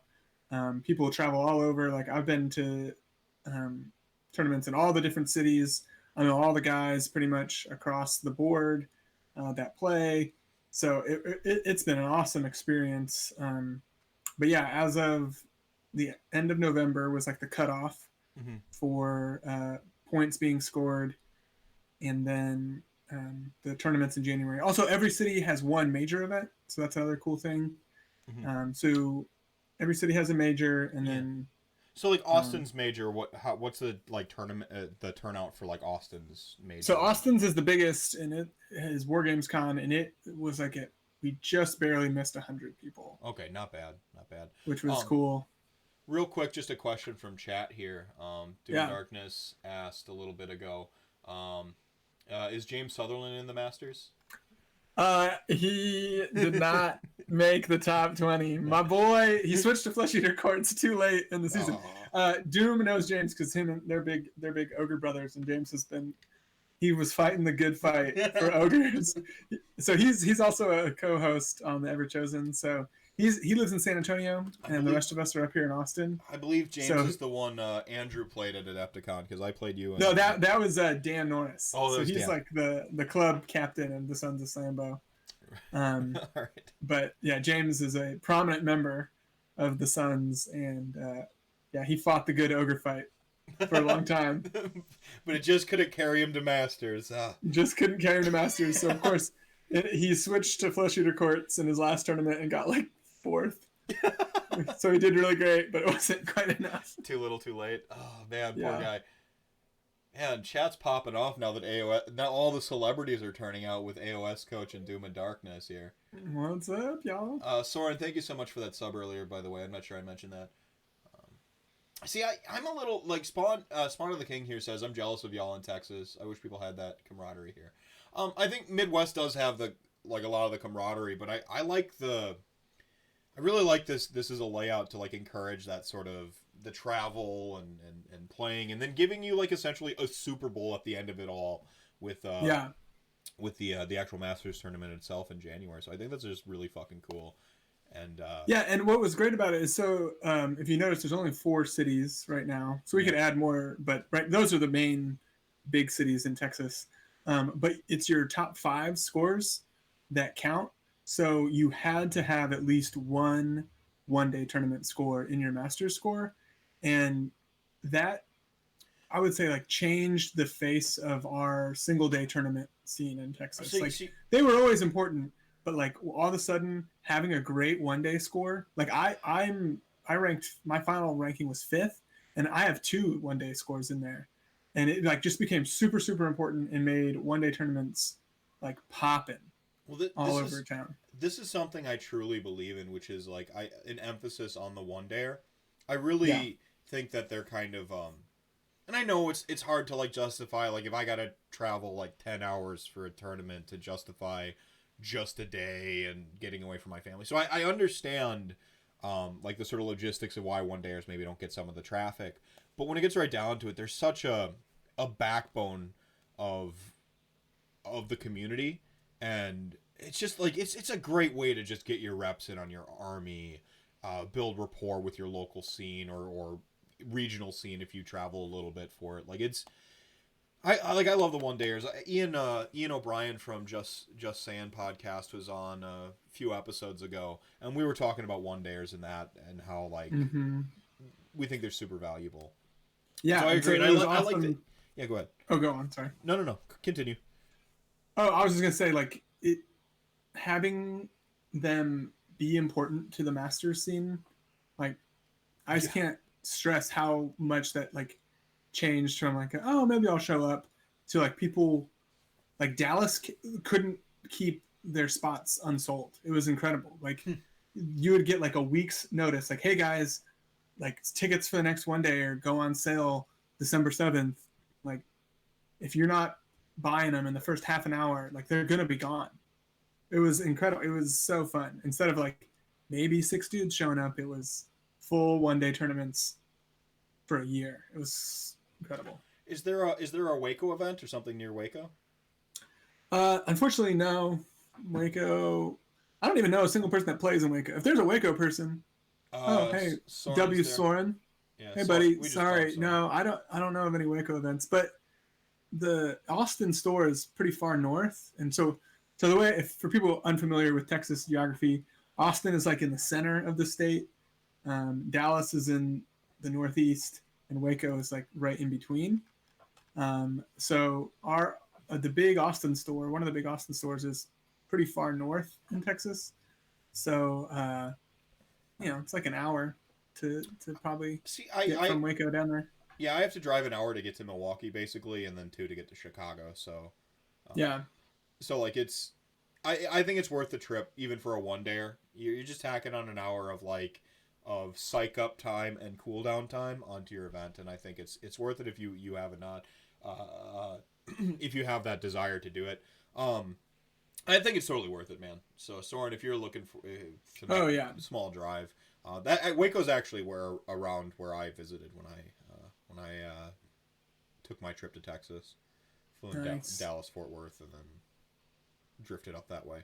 But yeah, then the other thing what this map represents that you're showing now is so each tournament there's like a winner, and so if you win a tournament, your club like controls a region, and then if your club was the most winningest of like the top 10, so you had the most control of the top 10 spots, then there's another region for your group, and then at the end of the season, whoever controls the most spots will win a sick like hammer that was created from Dark Fantastic Mills, and it looks so cool. See, I see like kind of a dead heat here between the Grand Alliance Houston and what is this unclaimed territory? Disgusting. Yeah. So there's a lot left to be played for, because so at Masters it's gonna be awesome. So there's 20 Masters players, but then running in the same venue, literally in the same space, we're having the Texas team shootout. So there's going to be a double event running at the exact same time. So I like the vibe in the hall is going to be off the charts, because you're going to have like all the Masters stuff going on, and then just some bonkers doubles happening simultaneously right next door. So that's really cool. Fun. I personally really enjoy the doubles format. It's just the casual competitive where the stars align really in a really decent fashion. Andrew Yells here says all he knows about Austin is that's where the AOS cowards live. True. Also, Andrew visited Austin one time, and we were gonna play a game, and then I had to bail last minute, and I felt super terrible. Yeah, and you made up an entire family, and like just just like. Suddenly you had a wife and kid or something like that out of nowhere. Yeah, if y'all hear any screaming, it's my 7-month-old in the room right there, attempting to go to bed. We'll see how it goes. Yeah, I went. So Andrew here. I went to Austin to face Jeremy and made an excuse. He knew I have a galaxy brain and would have crushed him with his own army. That's true. Except he wanted to play the Order Draconis, so I would have been fine. That army is tough to wrangle. Tough to wrangle. Yeah, he actually he was on RantCast a couple episodes ago. We were we were talking a little bit about the Slaves to Darkness reveals. We didn't have anything substantial then, and he threw a lot of shade at you, my man. Yeah, I have to go back in. I'm about 20 minutes into that episode, but I might have to go back and hear this shade. I didn't realize I was getting called out. Yeah. Totally legit. He threw the gauntlet down hard, dude. I think you're gonna have to, like, for all of the Austin area's pride, you might have to pick up that gauntlet and grudge him or something. Well, I think his brother lives here, so hopefully he'll be back. Right. And I'll crush him. Galaxy Braid needs a FAC nerf.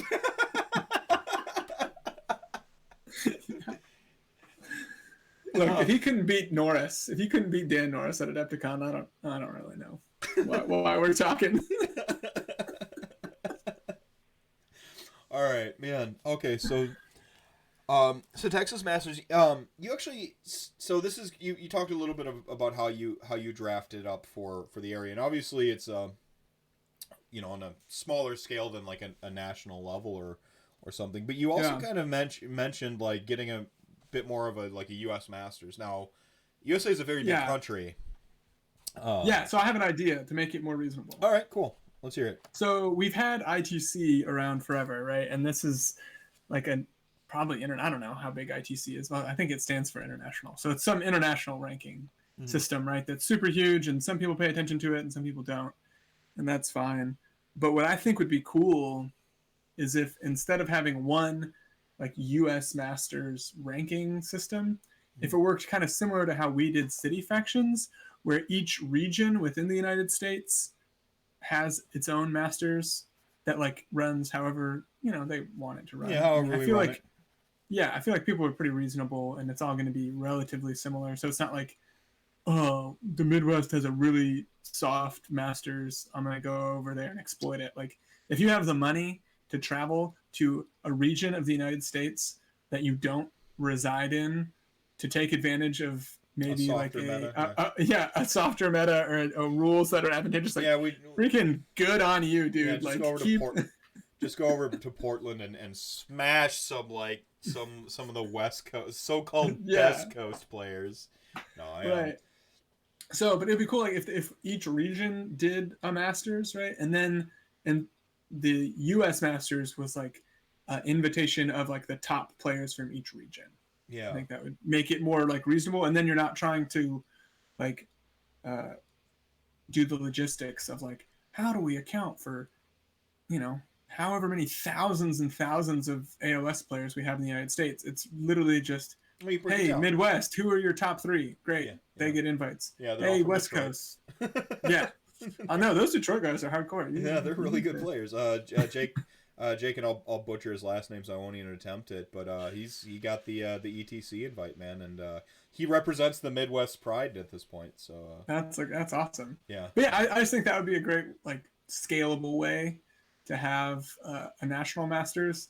But also, if it's each region, then that helps do one-day events. Because right now, ITC, I think one-day events have some points associated to them, but like if you're going to be the top of the ITC rankings, like it's based on GTs, which is great, like good for GTs, but like that doesn't do anything really to help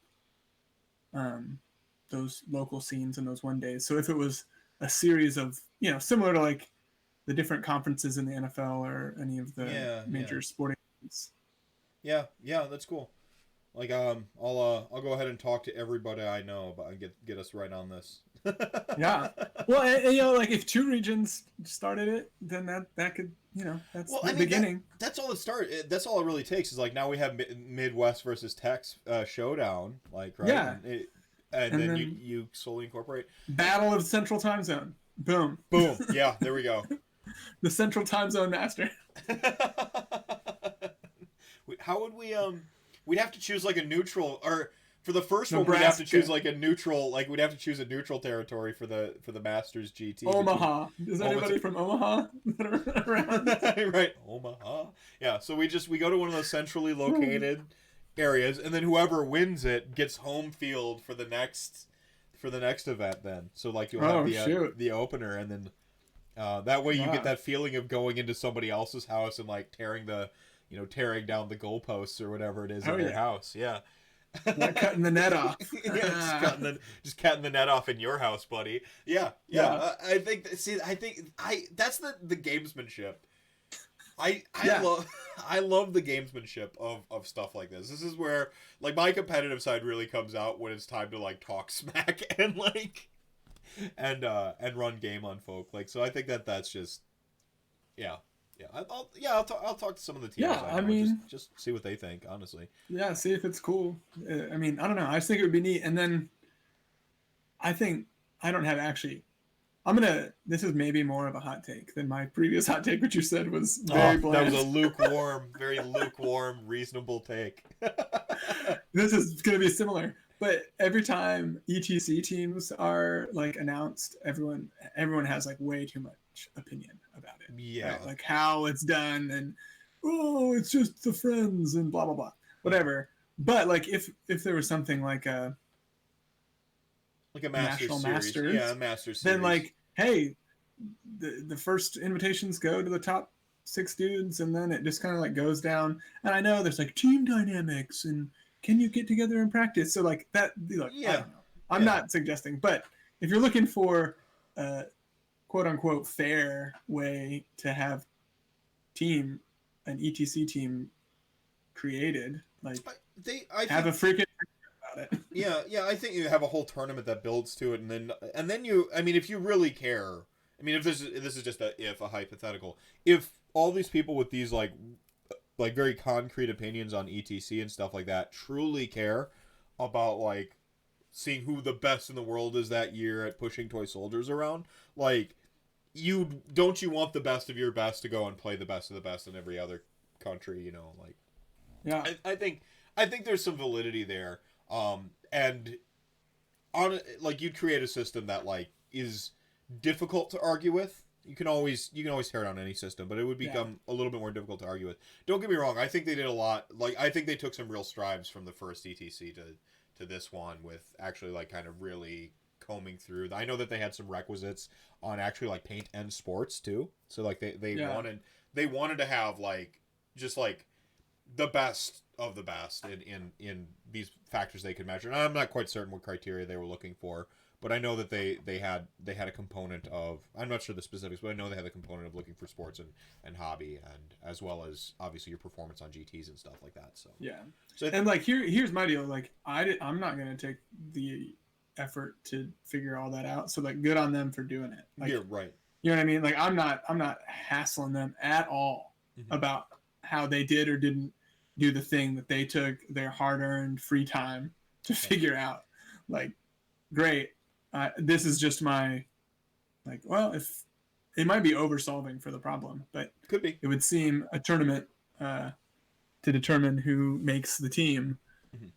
It's like a tryout, Yeah, I mean, at least it could be like a weighted score under your belt for determining it. It doesn't need to be the end all, but a starting point, right? Getting a consistent starting point for anything is always important. And just agreeing. And it would probably be a great tournament, right? Like people who really care battling it out. So I just think that's, I mean, and that's the other piece of this, and regardless of ETC and stuff like that, is just you talked about on the Everchosen podcast, so like when you go there's no easy games anymore. Like you're not playing. I mean, not to say that you can't be a beer and pretzels minded player and then play really, really goddamn hard on a great list, but like there's a certain like expectation, I think, that's just set higher at something like that for obvious reasons. Everyone at a master style event is there with like the one style of play. There's always that moment when you can walk up to the table at like an Adepticon and you're like, I'm not certain what type of player I'm about to get. Am I playing against the guy who's aiming for top tables?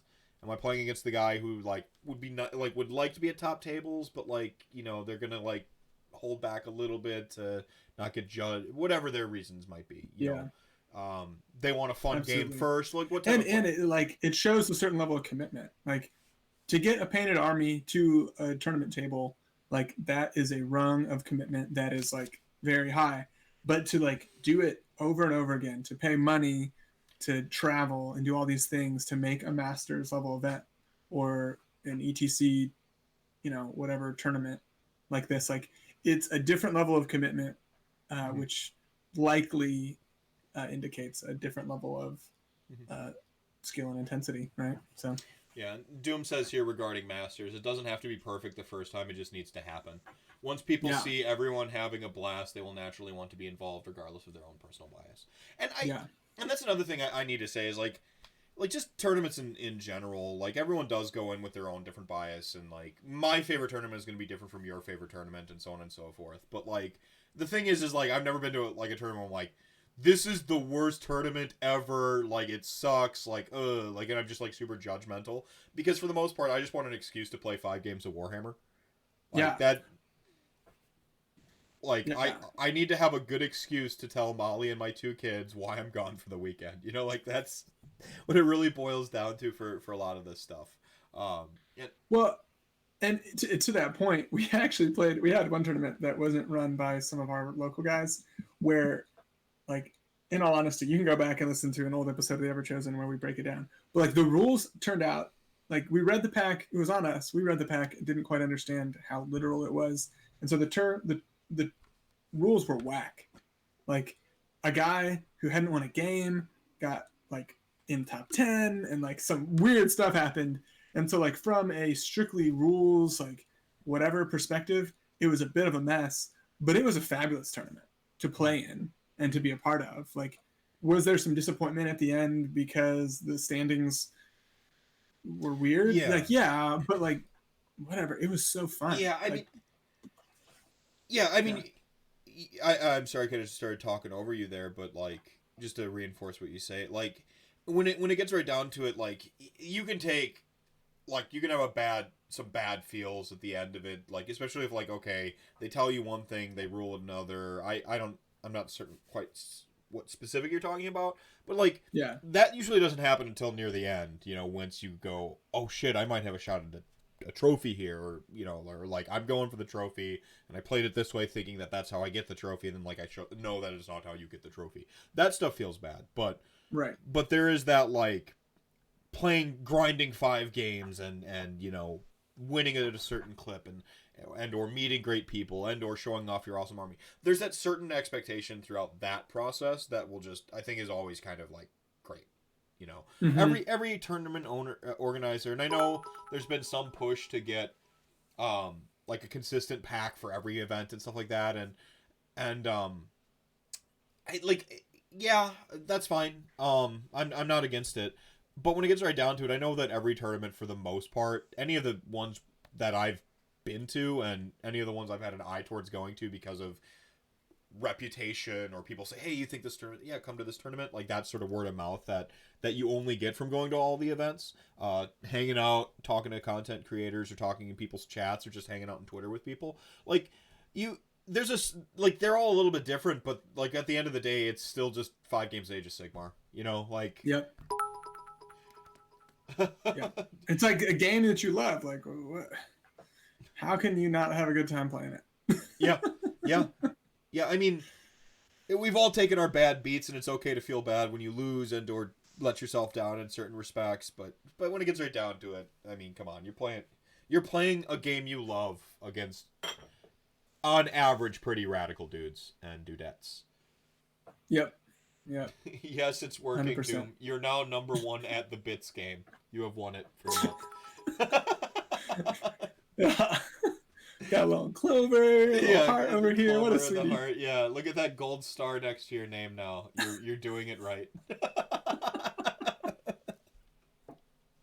Oh man, yeah. And Andrew Yells here says, let's do a Midwest Masters. We just take the top 2 from PACA, Adepticon, Holy Wars, Meltdown, Brew City, Michigan GT, and Dragonfall, and invite them to Madison for a weekend. That could work, man. Yeah, PACA's gonna be sick. Thanks for this episode. Getting hyped for PACA next month, and if Jeremy is serious about playing a true champion, we'll see whose magic is truly powerful at Adepticon. Oh man, I do want to play you. I do want to play him. He's in the shade. Oh man, yeah. So I guess that's Masters in a nutshell, and I like what Doom said there. It's just like, don't worry about making it perfect the first time. So seems like you guys have a pretty good process. And who runs all this? I know you're talking about the number one ranked. Yeah. Yeah. But was it a concerted effort? Yeah, tell the story. Yeah, I think you can scroll up and it says like council right there at the top, and it'll show you who it is. But yeah, it was a group of people from each city. Seriously, I think Doom did an episode about how Australian Masters was run, like a year ago, probably. And we took a lot of that to heart. So Matt Taylor is one of the Dallas guys. He's one of the main people. And so, yeah, these are just some of the kind of community leaders, tournament organizers from each city. And so they get together and have figured out all the rules and all the good stuff. And that's who's done it. And then Matt has been like the kind of nuts and bolts guy for the website and for keeping track of all the things and all that good stuff. And he is currently our number one player, but he is running the Masters tournament. Oh man, see that's a small bit of a bummer that you can't go hunting the king. You know, like you want like that Kingslayer vibe. Oh man, I tried in the last major of the year. I tried to grudge him, but then some other club drama came up, and I had to go defend Austin's honor. And did you succeed? Did you honor intact? Honor intact, yeah. So Slambo guys, they have this really cool banner that they bring with them every tournament. And it's got Slambo on it. Yeah, it's got these big chains. Yeah. And they forgot it after the Austin tournament. And so we made like a video where we're wearing like masks and stuff, and we're like, we have your banner. And so we each city nominated a champion, and whoever won the game would continue to control the banner. So you still have the banner? Well, so I won the first game, and the banner was still ours. But it was funny because this was the tournament in San Antonio, so they kept trying to change the rules on me. So I came up against another San Antonio guy a few games later, and they're like, well, if Josh Eccles wins, we're taking the banner back. And I was like, whatever. And I beat him. And then on the game 5, I was facing another Slambo guy. And they're like, well, if Andrew wins, we're taking the banner back. And I was like, sure, we'll see what happens. And I beat Andrew. So I had every right to keep the banner. But instead, during the tournament, we've started this really fun thing where we set up a list that's like up on the screen the whole day. And it's like, make a 12-inch charge. Like you get an honor token. Fail a 3-inch charge, you get a shame token. And so at the end of the tournament, during the award ceremony, I presented Slambo guys their banner back, but I had marked it with a shame token. Suckers! See, they're going to hate that I did this on National 5. I don't know if I'm national level. Midwest. We got 18 viewers. Aaron the Dirty Laundry is pretty fun. God, man, but this is the kind of like the gamesmanship that I love from like tournament events and like and playing with like that sort of like rivalries and stuff. I think this stuff is funny. Like I that's can't get enough of it. That's what Masters did, and like it really, like we all had our clubs, but like, you know, whatever. It was pretty like wishy-washy. Like it was more about like where do I show up on a given day to play Warhammer. But like the introduction of the Masters, all of a sudden they became teams, if that makes sense. They went from clubs to teams, and like there's just a ton of competition and rivalry and all the stuff. I don't know. All the stuff. All right, Sora just corrected me. He's like, you have people here from Australia. You are literally international. All right, fine. Ha! Even worse for you, Slambo. Yeah, fine. Can see. Even worse for you, Slambo. Man, for some of you who like maybe haven't like been to like Adepticon or like a big event, like when the Slambo guys are there, you know, because. Like, at the beginning of... That was my first pack... Or, not my first pack. My first Adepticon experience is, like, watching the war cries of Slambo increase in intensity and, like, the number of people shouting it by the end of the weekend was, like... It's like... and, you know, Adepticon started with 3, right? There was, like, 3 of us there yelling Slambo. When you're in Texas and, like, a third of the hall is filled with these guys. It is raucous. Man. Dan Norris was cracking you up. Paka is going to going to the Wisco Kings. Our team is stacked with hobby and top table fiends. Fair enough. I'm going as a mercenary like I do every year. Speaking of, if I were to come down to Texas, like what's the like tournament I should like put on my calendar to make? Like I want to go to I want the Texas experience. Like I want the Texas AOS experience, I should say. I've had the Texas experience. I don't care like what's the Texas AOS experience? Like where do I go? Man, so I would say like I might have to put up the Slambo GT, man. Like San Antonio is like an iconic Texas town. You know, it's the sweet blend of cultures that Texas represents. The Slambo Club is freaking rock solid. Mm-hmm. So like that's an incredible event. I mean, Warzone is Houston's. Houston's is great. War Games Con is our biggest one, and then Austin. I mean, obviously, I'm, a little biased here, but like, as far as the greatest town in Texas, Austin is that. But I thought you were affiliated with Slambo for a while there. Like, I am. Did I miss a story? Did I miss a story with the Austin Weird Knobs? No, I am an honorary Slambo member. They couldn't beat me, and what they said was, when you can't beat somebody, you ask them to join your club. So I have one of their shirts, and they're really cool. They're like these bowling shirts with a big Slambo on the back, and my name is Cold Blooded. Right? And then on the other side, it says traitor. God, I'm all about that. That's great. When is the Austin tournament? Asks Andrew from chat. It's in August normally. Okay. Yeah. Slambo GT is actually in San Antonio? Yeah, in San Antonio. Yeah, so Keep Austin Weird is our slogan. The city's like slogan. So that's why we're the Weird Knobs. Right. No, it's perfect. It's a fantastic pun. I respect. If I could sub to your channel right now, I would. For the pun alone. And then we have these dope shirts. Look at this goofy orc just like tripping out. Yeah, it's great. I love the colors too. It's got that like 80s retro 80s vibe to it, which is just it's pristine. Yeah. Man. It's so fun. Oh man. Thanks for the rundown on Masters and like the Texas scene. Like I the Texas scene sounds like honestly not too dissimilar from Midwest, because we've got we've got some clubs and stuff like that. But what I think Masters does is it like really codifies. It really like sets a lot of that in stone, and it puts it puts some like skin in the game and stuff to play for, stealing people's flags and such. 100%, dude. 100%. Yeah, just don't eat their tacos. Don't eat Slambo's tacos or San Antonio's tacos. There's a big rivalry about which city has the best tacos. Oh, okay. This is a rabbit hole I'm all about. Austin's tacos. I mean, they're known nationally. San Antonio's, maybe they're more authentic, but that doesn't always make something taste better, if I can say so myself.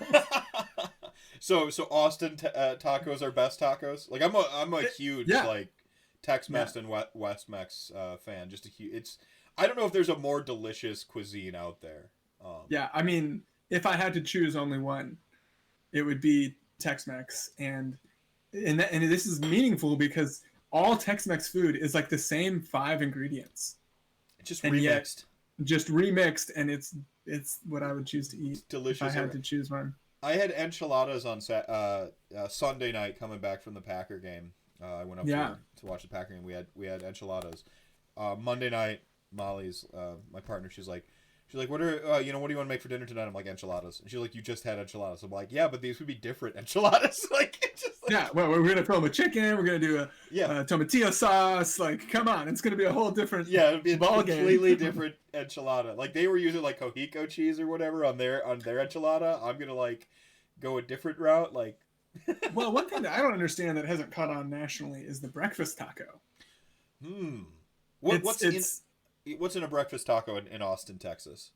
Sure. So you're gonna have your tortilla. 2 corn is preferred, but if you need to go flour, that's fine. You know, I'm not gonna judge you. I am. I'm judging you right now. It's Tex-Mex, right? It's Tex-Mex, not just Mex.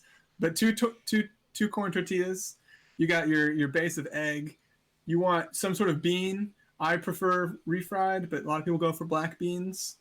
Then, you know, your meat of choice, chorizo, if you're a true Tex-Mex fan, but, you know, bacon for people who like bacon, but chorizo. You got your pico de gallo, and then if you want to get crazy, then you put the queso on top, and then the salsa, and then it's way too big, and it's so delicious. See, I'm all about that life. I love, like I think I was talking on the mental health episode how like a burrito is like my go-to like Zen food. Where I just like I need to take a break and just for 6 minutes all I have is the burrito and nothing else matters. Like there are very few cuisines out there that do that, and I think Mexican food, West Mex, Tex-Mex, however you want to draw the lines, it's fantastic. It's so good. But yeah. So yeah, I don't know. Either one of those is gonna be great. Wait, did Doom have the top slot on biddies, and then Soren just like had to assert his dominance over Chat Gang? That's fantastic. There's currently like a West Side Story fight going on in Chat Gang. Sharks, jets. Speaking of, like, I tried to run the numbers on how often Everchosen Podcast has singing on it. And I started doing this because you had an episode called 95%. 95%. Are you going to do an actual musical episode? Because I got my hopes up listening to the Everchosen the musical. I don't know. You could do like a musical reenactment of like of the Slambo flag like event. Like produce it. Yeah.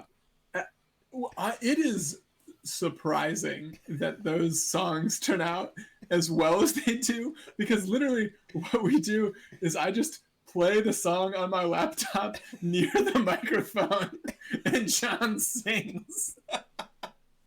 It's like the least savvy way to record singing. I will say, if you're looking for a great thing, in the Christmas episode, Dan Norris, the fearless Dan Norris, you see his picture there on the screen. He does a poem. It's a what's the actual name of the poem? It's a Christmas poem. You know, it's talking about Santa and doing the night before Christmas. The night before Christmas. Yeah. But he slambo-fies it, and it is and it's excellent. And he has an incredible radio voice. And so I think that episode's fun just in general. It's not too. We were having a big party at one of the San Antonio guys' house, like a big cookout. And we were just up in one of the rooms recording with different people as they come in and out. Man, that's awesome. That's awesome. Yeah. I mean, you're doing great. He did a sick Slambo rendition of The Night Before Christmas. I'll have to check it out. I'll have to jump that one to the front of my queue. Yeah. It's weird, like, I started creating content, and so I stopped listening to as much content because I run self-scouts, where, like, I'll listen back to my own thing and be like, okay, I was too monotone here, I need to modulate more, I say like too much, you know, like, things where, like, you're self-scouting, right? That's good. You should. I never thought about doing that, but that's wise. How long has Everchosen been running? Long enough. I mean, I kind of listen to it as I'm the editor. Right. So as I put it together, I listen to it. Yeah, so you don't listen back to it once you put it together? No, not with two. I mean, I might, but it's not with like a critical eye. It's more like, did we suck or not? Like, I hope not. Oh man, that's fantastic. Do you want to talk FAQ, or do you just want to keep talking about the Texas scene? I feel like we could keep going. I'm down to chat a little bit about FAQ. It's so new. It's so ripe right now. Let's get some hot takes out there. That way, when other people copy what we said, we get to point to this episode. Oh yeah, we can totally pull a Tom. Oh, I made that list up months ago. Yeah, we can.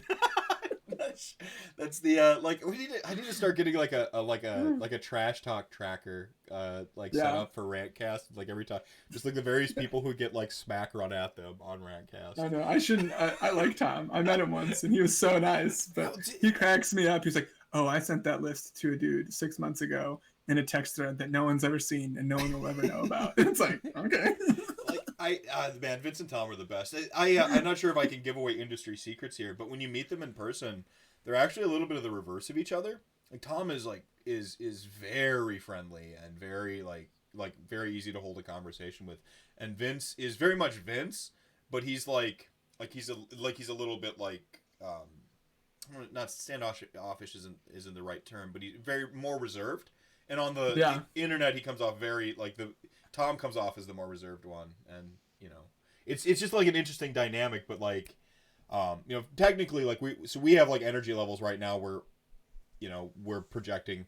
So when I'm up, you naturally go down, and vice versa.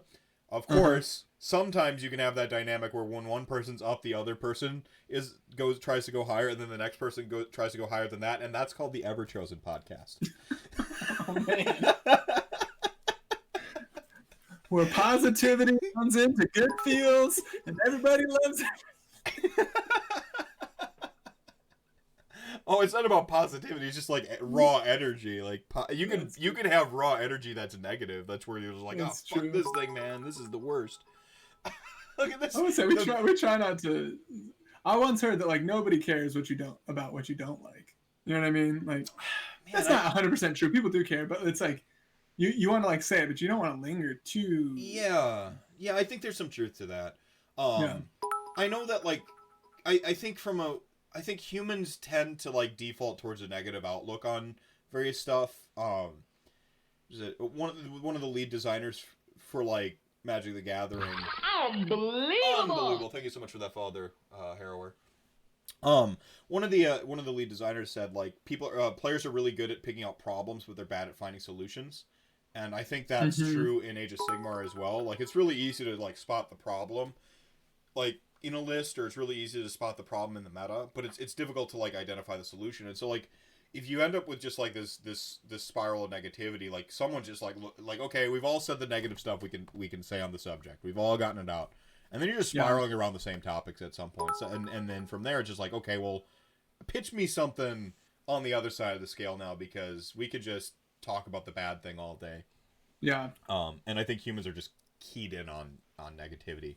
And so if you are bold enough to say my opinion matters enough to record a 2-hour fucking show and broadcast it to the world, I think you need to bring something new to the conversation. And in that respect, I think it means bring something you like to it. It doesn't need to be absolutely quote unquote positive, but something you just what do you like? What are you about? I know more about you by. Dude, this is crazy. Your chat is going off. These two guys are yeah, they're just, yep. All right, there's another box of more Tech Guard for Daddy. All right. I love that. Shame. I'm not putting this back in the show. I'm buying more Tech Guard. More Tech Guard. It's in the name. More Tech Guard. That's so good. I can't believe you're making me do this. Oh, RantCast. Oh, man. The gift that keeps on giving. All right, so FAQs. Oh, man. That was a riot. Oh, man. So FAQs, a lot of changes came through. Unlike last year where they promised us the big FAQ, this year we truly did get the big one, right? I don't know that they did anything super drastic or anything. I'm going to immediately contradict myself. For the most part, they didn't do anything out of left field or anything that we weren't expecting. The only thing that I was personally caught off guard by was Fire Slayers getting better. I was huh? They gotta. Yeah, I'm gonna chalk that one up though. I love GW. I play their game. I'm gonna chalk that one up to maybe a little bit of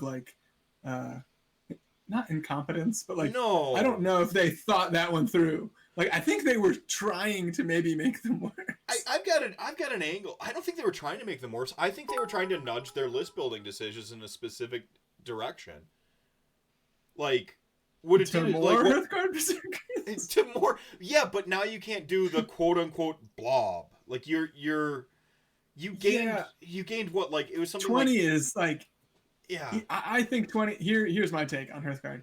Yeah. You either, if you have the output to kill 30, you have the output to kill 20, and if you don't have the output to kill 30, you probably don't have the output to kill 20. Yeah. And so I don't see that being strategically different. Yeah, from an opponent's perspective. Yeah, I don't know. I think it like I looked at it and I'm like, this is a list building. They were just attempting a soft nerf, huh? Man. Well, this is one of the only ones I actually pulled up. Sure. Yeah. On here is actually the Fire Slayers, because they also the Doomseeker actually got 8-inch range on its throwing axis, which is something that I think is going a little bit unsung in the changes too. So, so they actually. It was at 9 before. What was it prior? From 1 inch to 8-inch. Oh, what? Wow. Yeah, that was the that was the once per. It could like you could like just boom ask somebody a question in the charge phase or whatever phase or whatever like. So like this this turns on an ability, I think. And then Battlesmith Icon can benefit from this ability more than once per phase, so something you kind of would expect. And then add the following sentence for their Molten Blessing. You cannot use the Blessing ability and the Spending the Forge ability for the same Battle Forge in the same phase. So just cleaning up some like infinite loops and some redundancy, and then giving a thing a range that it should have. So that's all straightforward, and that's just fine, honestly. Yeah. And then we get to the points, and this is just the like my notes here that I don't take. But if you were hypothetically speaking to look in front of me, you might see Fire Slayers ! Thanks. That's the only note I took for Fire Slayers. Yeah. They're just like, thanks. So like the points changes, Hearthguard Berserkers and Volkite Berserkers both go down. Yeah. Yeah. I don't really have a great. I don't think. Go on. Well, it's I would say that for sure is like the most shocking one, because like either they were sitting at like the strong end of the meta and like didn't need to be touched at all, or they were possibly too strong and needed to be nerfed. See, I don't think. But this doesn't do either. Yeah. I mean, again, this is the only one that was surprising to me. The last thing I would have thought to come out of the FAQs is Hearthguard Berserkers got cheaper. I don't mind it in the grand scheme of things. I don't think this bends or warps or breaks the meta, but I do think Fire Slayers, which we're not seeing a ton of right now, when you do, because Hobby Hang Up is, I think, one of those things that hamstrung this army. Hearthguard Berserkers have been sold out. And I think it will keep. Huh? Yeah. Keep going, sorry. Yeah, Hearthguard Berserkers have been sold out off and on the GW site since they got their new book. Like, you're not... I think there's a hobby hang-up to why we don't see this army as prevalently, so maybe that's why you're not seeing the nerf Fire Slayers, war cries screamed from down the block. If anything, people are like, why aren't we seeing more of them? I thought they're supposed to be good, and then they hear some boogeymans about the blob. This is the only one that puzzled me. I'm just like, they went down. I don't think it'll be a problem. Like you said, if you can deal with 30, you can deal with 20, but now they have more of them, so hopefully you have... Yeah, I honestly, I think it makes the list better. So the guy who won Slambo GT here, he was running 230s, I believe. And like the only advantage of that compared to 320s is that like at least they can only be in 2 places at once, but now they can be in 3 places at once, and I still think they're sufficiently like the 30 Hearthguard Berserkers was like too like unnecessarily defensive in my opinion before. Like same thing with 9 Stormfiends. Like 9 Stormfiends were obnoxiously offensive in a way that like isn't necessary. And I would say the 30 Hearthguard Berserker block was both offensively and defensively like unnecessary. Like you don't need that amount of defense or offense in the game to win anyway. So I think 20 is probably the right number to run them at, no matter what. And now they just got cheaper. So well, and that's the thing is like is they're telling you how to build your list better with this change. That's what this change like really does is like ignoring power level, like for like the blob per se. They're saying you should be building these in blocks of 20 instead of 30. And I know one of the early assessments on like Warhammer Weekly was like a lot of people are like throwing 600 points into the blob or whatever, and plus buff heroes. I want to see lists that experiment with 20 blocks instead, and little like skirmishers of 10. Like, yeah, that's what I think is better too. And then we get this little thing. Well, now we don't have an option but to do it, so I think it's better. It looks better, and so like Fyreslayers get a buff, and I think they're already a really good army. I mean, they're super great. If you complain about Petrifex Elite, these guys are same deal here, except they have a teleport as well. Like, same side of the different side of the same coin. Yeah, like they are defensive differently, but they're equally as like unshiftable. Yeah, and what you use to deal with them is a little bit different. Rend is what you want very specifically. Well, you want Rend against both, but specifically you want Rend against some Hearth Guard Berserkers, as I recall, and Mortal Wounds really chew through Ossiarch Bone Reapers. A 6-up isn't anything really. Rend is good against both, but I think Mortal Wounds, you're going to see those fall a little flat against Hearth Guard Berserkers. Right. Well, isn't the Hearth Guard Berserker, it's like an after save? Yeah. For both wounds and mortal wounds. Yeah. Right? Yeah, they've got a better after save than Ossiarch Bone Reapers do. Yeah. And gotta kill those characters. Yeah, and I mean you got to pick apart the support pieces, and then there's the that's the other thing is Ossiarch Bone Reapers support pieces are like pretty good and pretty obvious, and they're not just like hiding in between like a blob of shit. They're usually like very distinct from the symmetrical looking army that is Fyreslayers. So they're how'd you put it? Different sides of the same coin. I think that's a very good, a very elegant way of putting it. So if you have problems with Petrifex, I mean, you're looking at this other tanky, does a bunch of damage, wants to be scrappers, isn't taking models off the board. Yeah. I would say that the only difference between the two is that like skeletons in general, and then like the coolness of the Bone Reaper model plus the relative ease at which you can paint skeletons, like dry brush goes a long way. Yeah, you won't have that same sort of hobby hang up. So that's probably why people are complaining about it more.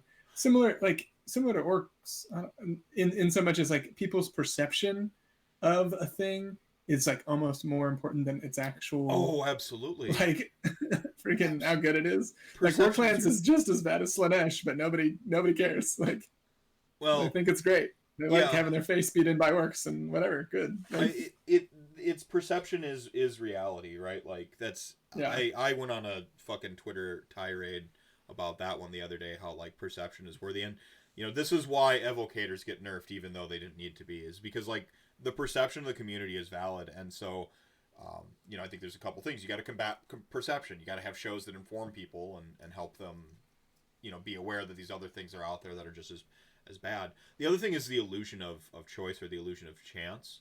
And war clans, when they're smashing and bashing their way through your army uninteractively, you have this illusion that it will fail and that you'll get your turn, that they have to set it up, and that's the first thing, like as an IJ player you need to learn to separate you from being a good IJ player and a bad IJ player, setting up your smashing and bashings, right? 100%.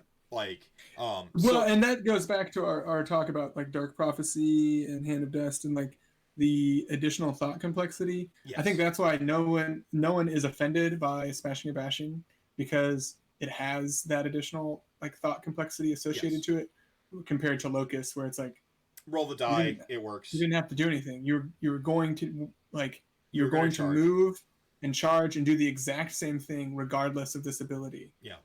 It's just a bonus. Where like smashing and bashing, like, well, I really like would think I'm gonna start here with my Maw Crusher, but actually I'm gonna fight over here with 10 Ard boys against the remaining 2 clan rats because I know it will trigger XYZ thing. So. Right. And then the illusion of fair play or the illusion of interactivity, right? And Slaanesh with the 2-up, they're not failing that 2-up roll on those before. This has been changed now. Yeah.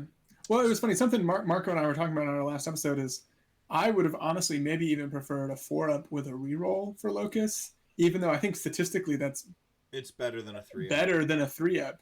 It just, there's something about the perception of like, now he's got to make a 4-up. Nope, he didn't do it. He's got one more shot. Like, yeah. Even though statistically the 3-up is the same deal. Yeah. There's a perception about 4s that I think makes it more palatable. Yeah, and I my suggested change to Slaanesh was 4-up for Locust across the board. I actually, and since we're talking about them, we might as well talk about Slaanesh and what changed in the FAQ. Sure. So what they did is, this is the big thing. First of all, I think it was very important that they didn't hit the points of the army. You look at those war scrolls, you compare the war scrolls of the models in that army, and you go, this is what, 3s and 3s, Ren nil damage this should do, right? Like this is what, when you look at that army on the war scroll, you go, honestly, most of the stuff is really well costed. A Keeper of Secrets at 360 is like, man, this is what a 360 point model should look like. And then you look at the Allegiance abilities, and then they start stacking, and then the Depravity, and then all these other things that come through with the Allegiance abilities is where it starts to get excessive. So the main one was Locus of Diversion. It was a 2-up on your Keepers of Secrets, which encouraged a particular list build, which was to bring as many of them as possible, right?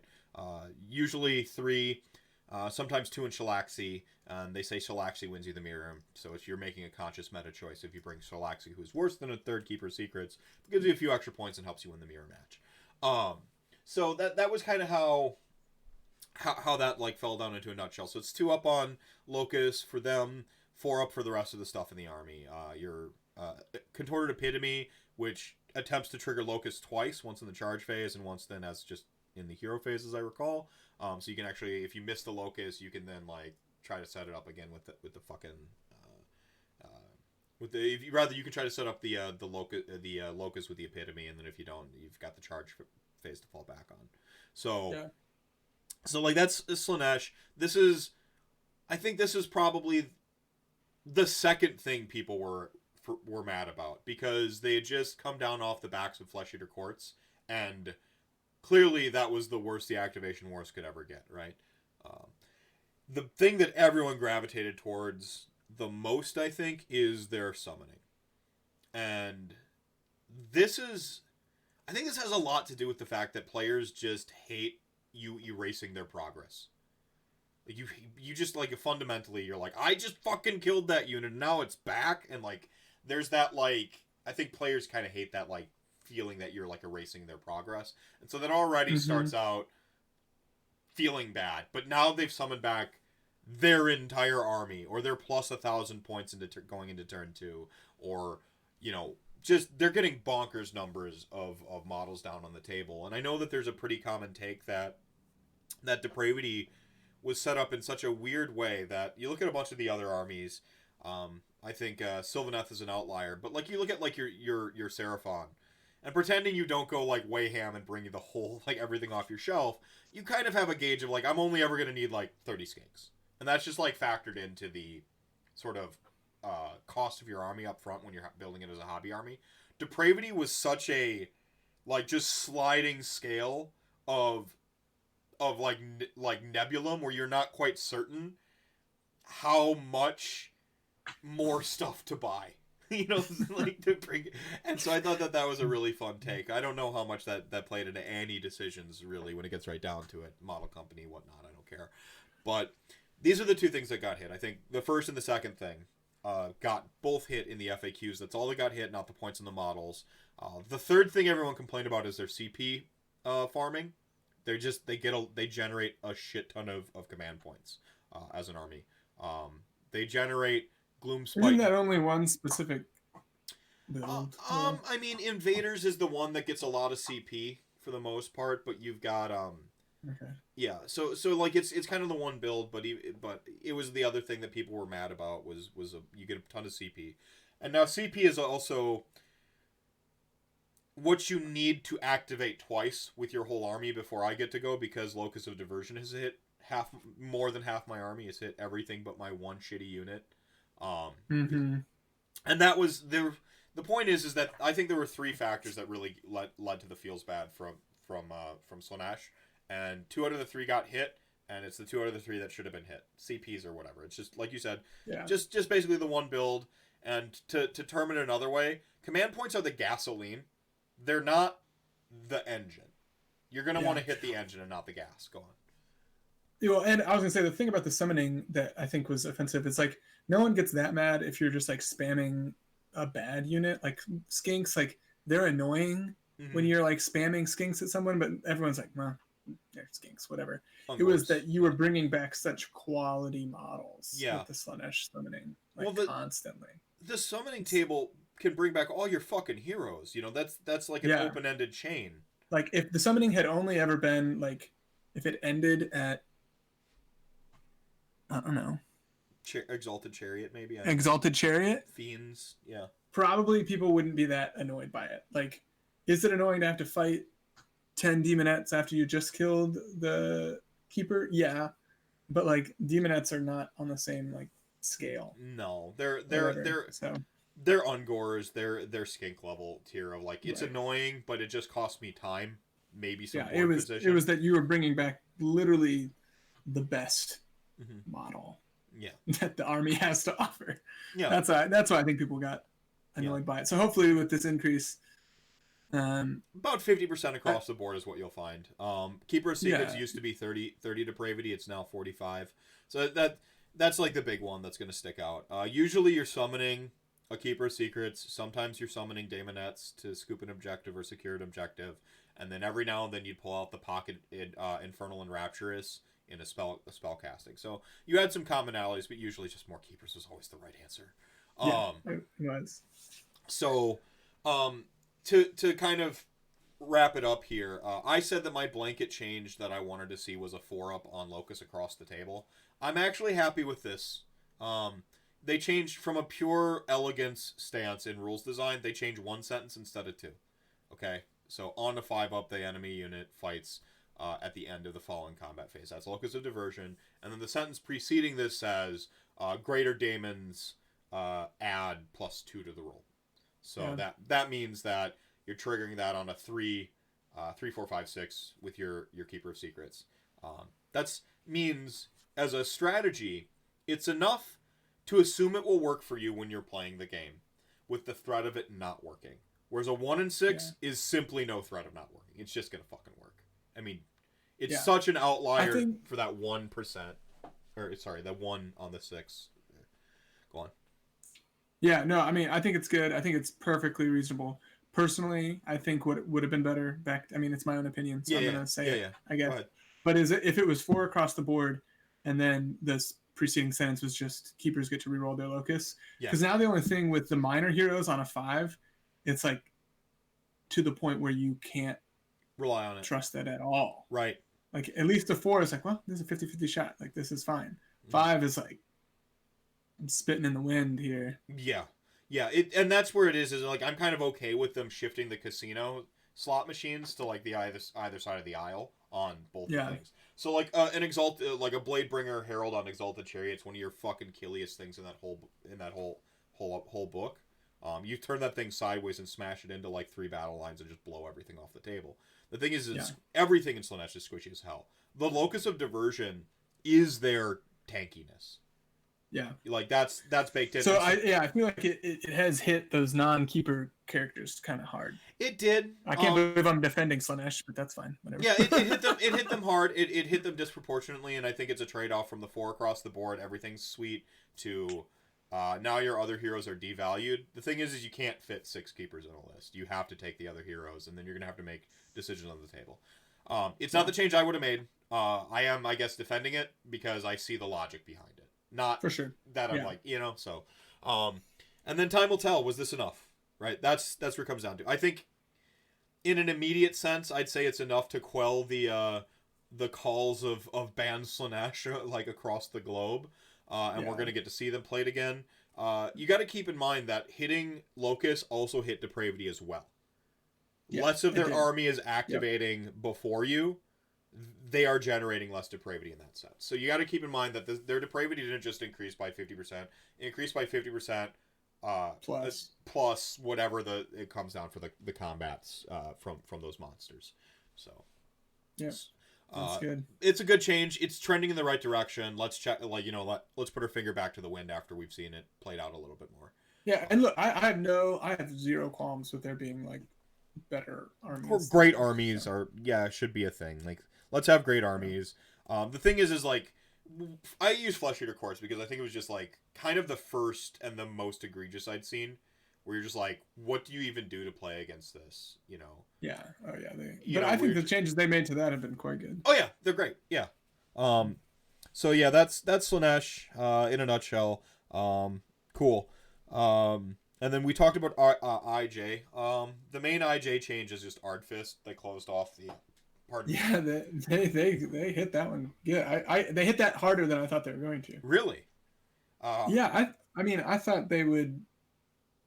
I didn't see them taking it to once per phase, I guess. I thought it was just going to be like a 1-for-1 swap. Like, unit dies, roll the dice, see if it comes back. I didn't think that like, oh, I killed 3 units, you're only getting one back. Yeah. Yeah, I thought it was going to be like, the main abuse was that you could summon beyond the thing that was killed. And so that's it goes infinite, so they need to stop it from going infinite type, quote unquote, theoretically infinite. And that's just a rules design that they've consistently shown. Things won't move after they teleport, and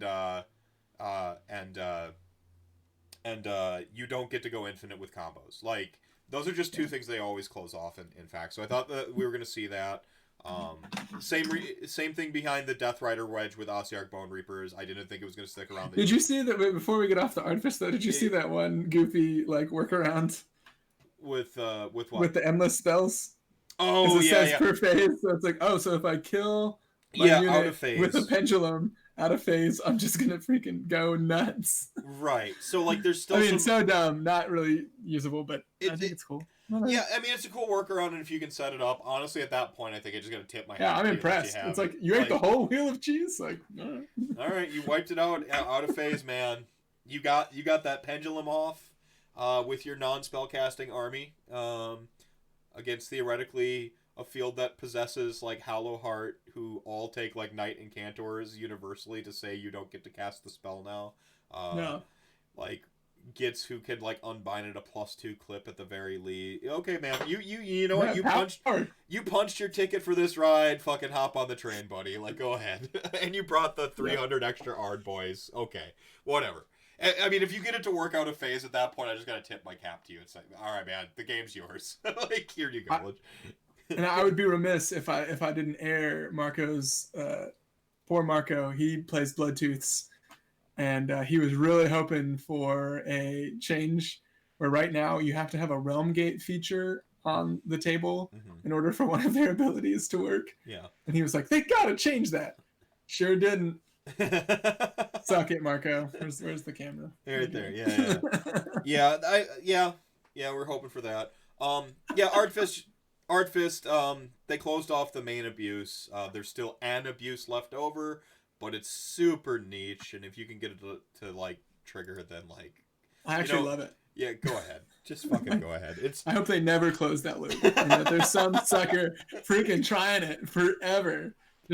And then you think about how many times you'd have to try to set that up for it to ever work, and then the one time it goes. Yeah. Freaking. Well, I mean, you're killing a unit of Ard boys out of sequence, so you have to have like the one Ard boy left over from that like 20-man squad, right? And then you're like, haha, finally! I already had the pendulum out so that I get to move it in the in-between phase. Yes! I've been waiting my whole life for this. I've just been following this unit with my pendulum for 3 rounds. Just in case this might happen. Oh, come on. Fine, have it. So, Daughters of Cain, the main change... Okay, so, 2 units that nobody plays went down in points, fine. If people aren't playing it, drop the points, see people play it. Whatever. Marathi, this is the one that I think is an interesting change, and... Yeah. I'm struggling to remember if there was an FAQ on, it is, what is it? It's the Orc War Clans. They have Strength of Purpose. Ethereal has no attacks, and in addition, any ability that negates wounds has no effect on wounds inflicted from Dragfoot unit. That's the Strength of Purpose wording. Yeah. And then, so now we've got, they changed Marathi, changed the last sentence of the rule. This is her, she can't take more than, 3 a turn or whatever. Any additional wounds and or mortal wounds allocated to her in the same turn are ignored and have no effect. So, like, they actually added language to define why she's not taking any more damage on her ability. Yeah. How does that interact with Dragfoot? Yeah. Whose turn is it? Let's roll a die. Roll off. Yeah. So, like, this is my only question is, like, now I think I think you could play it either way because, like, it doesn't say negated or whatever. Like, you want to get down to the letter of the law or the spirit of the law, right? And yeah. Good luck. I don't know. I haven't seen too many Dragfoot lists rolling around. Yeah. So let the TO worry about it. Yeah, let TOs worry about this one happens. until an FAQ happens. Yet another FAQ. But thank you for clarifying the language on Daughters of Cain. And I'm happy that you didn't nerf them again because they're probably fine now. Yeah. Like they're just the poster. They're the poster boy for really good but isn't a problem, right? Like they're really good but it's not a problem. They still win fair in all the ways that you want. They, they're really fast, which goes understated sometimes, how fast they are, because everything runs in charges. But but with slaves coming out, I think it's going to be a great rock, paper, scissors change to them. And that's the thing is, like, they're strong, but it's not a problem, because it's a wider field now, and a lot of things are strong. Right? Yeah. And there are things that are strong and are a problem. And now you just play the game of Age of Sigmar, right? Dodge the problem matchups or don't, and or build your list to beat them if you can. Skaven. So Skaven got a bunch of changes. This is another one of the... Is the monk scroll updated yet? As of checking just before we went live, it wasn't updated. Let me grab... What a sad story.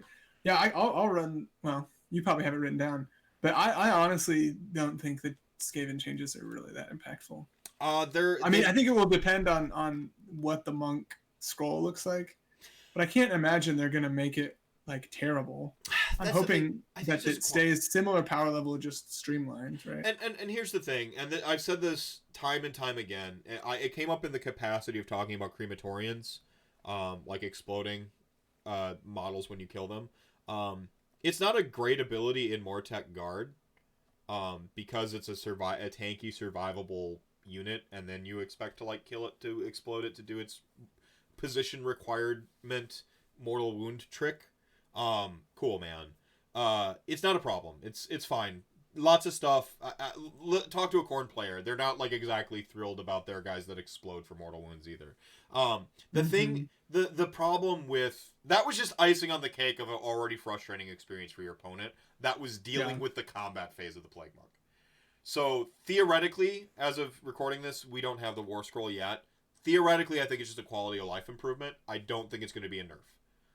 I think it's just going to be making a better experience for people on both sides of the table. That's what it should be, because they're cheap. Like, they're a cheap offensive screen, but that in and of itself isn't a crime. Making it take fucking 30 minutes was the crime. Also, third hot take. Mediocre. Yeah, here we go. Mediocre mild take. I don't even rate Plague Monks, man. Really? I've killed hundreds and hundreds of Plague Monks in the past year. I don't rate them. I think they're a math hammer, like... Yeah, they're like a math hammer, like Nerd's wet dream. Like, just like, yes, wet dream. But on the table, don't care. Well, that's the thing is, like, there's something. I think a lot of people spend a lot more time talking about Age of Sigmar than playing Age of Sigmar. Yours truly included.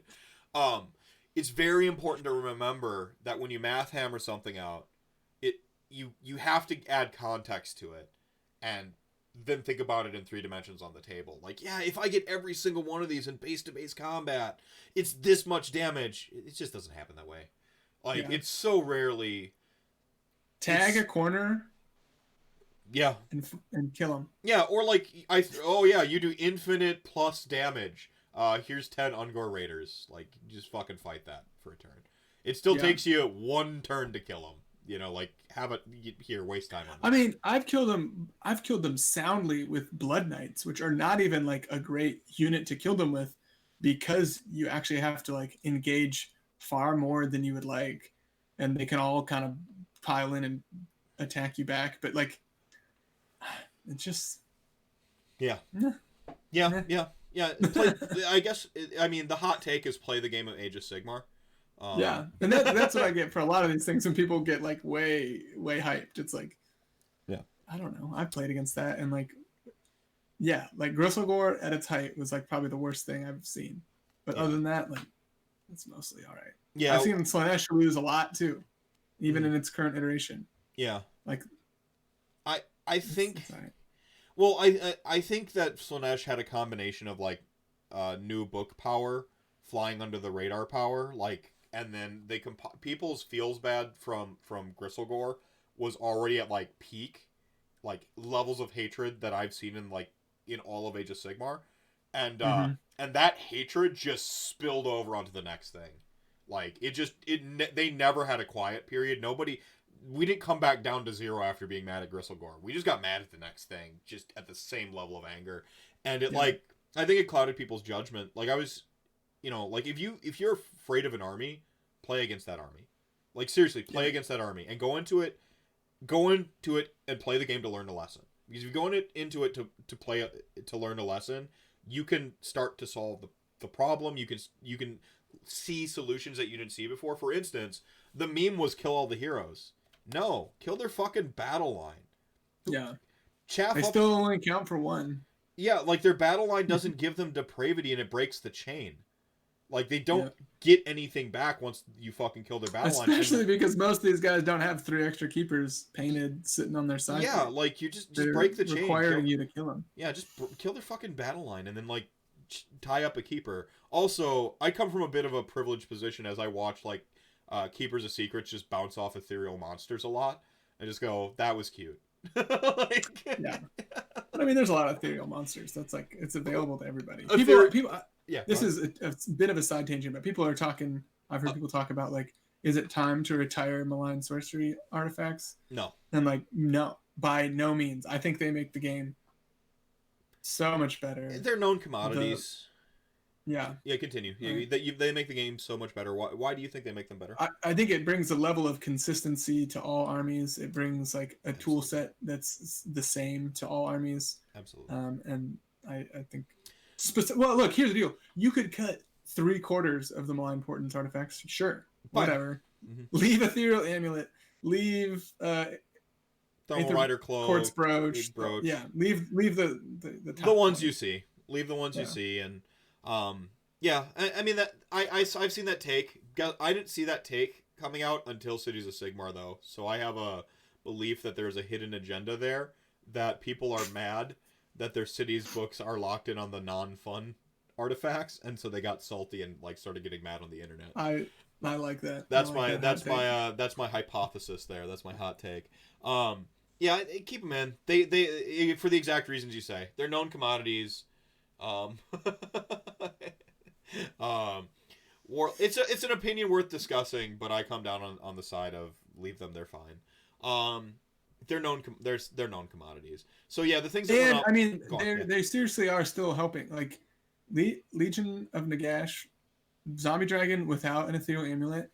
I've run a lot of Zombie Dragons. This is personal experience here. Like, they're okay. Yeah. A Zombie Dragon with Vampire Lord and Zombie Dragon without Ethereal Amulet is just fine. Okay. Decent. Doesn't even feel worth 440 fucking points. Like, yeah, if I didn't love the model, probably wouldn't go for it, but I just can't get enough of it, so I have to run 2. Yeah. I mean, you're not wrong. So the things that went up, Warlock Bombardier. So this is a buff piece. It gets played some and it doesn't. Like, it's in probably about like half the list I see. You're just gonna see everybody take them as engineers. Like the shot from the Bombardier is like such a small percentage of actually doing anything. Yeah, so That so for now 20 points is probably worth it. yeah, you just okay, engineer now. Grace here on Screaming Bell. This was a actual change. It could have stand. You have the points to spare, and it can go up by an amount. And then the other one is Vermin Lord. Warpseer went up to 320. Perfectly fair. Yeah, that was the unkillable monstrosity. I think it's the strongest. I think it's the strongest model in the game. And then I scratched my head as to why Deceiver went up. It did nothing wrong, but like here we are. They've always had this weird thing that they think the Deceiver is just like the tits, man. And I'm like, it's fine. But Deceiver did nothing wrong. My boy Vermin Lloyd Corruptor, my personal favorite, is still holding it down at 280 though, so like we calls it even. And then they made the choice with Stormfiend's max unit size of 6 instead of 9. Do you have thoughts on that? Because you actually play Skaven. I'm running 6, and I've always run 6. It goes back to the conversation we were having earlier with Hearth Guard. Like 9 was overkill. Like those 9 Stormfiends lists never did great. You want to know why? Because you over invested in Stormfiends. Yeah. Like plain and simple. Like 6 will kill what you needed to kill, do the job you needed to do, and you still get to have the rest of an army doing stuff. Yeah. Yeah, so I think it's funny. I don't know why they did it. Like I guess similarly, like to help people build their list better. Well, and that's the thing is like you're helping people build their list better. There's also something called dismantling in argument, where you present a solution. It doesn't need to be the solution to the problem. You just present a solution so people get distracted by the solution that you presented. Like, oh man, you see it a lot in current events and stuff like that. Like, oh, we can get rid of our straws, and then that will fix this problem. And you're like, it really doesn't. But like now now everyone's not giving you straws at Starbucks, so like we've stopped talking about the problem. That's what I think. Some of that happens a little bit with some of these changes, and that might be what's going on with Vermin Lord or with Stormfiends. Most of the players that know what's up are already running them in blocks of 6. I don't think it ultimately does anything. It doesn't hurt the Skaven player, which is fine. And some people who, at their LGS, really hated that 9 block that killed half their army or whatever that one time, get to have better feelings about the game. True. Skaven changes. I was actually worried that they were going to start going overboard on Skaven changes because they're a high skill. They're a high skill floor army when it gets right down to it.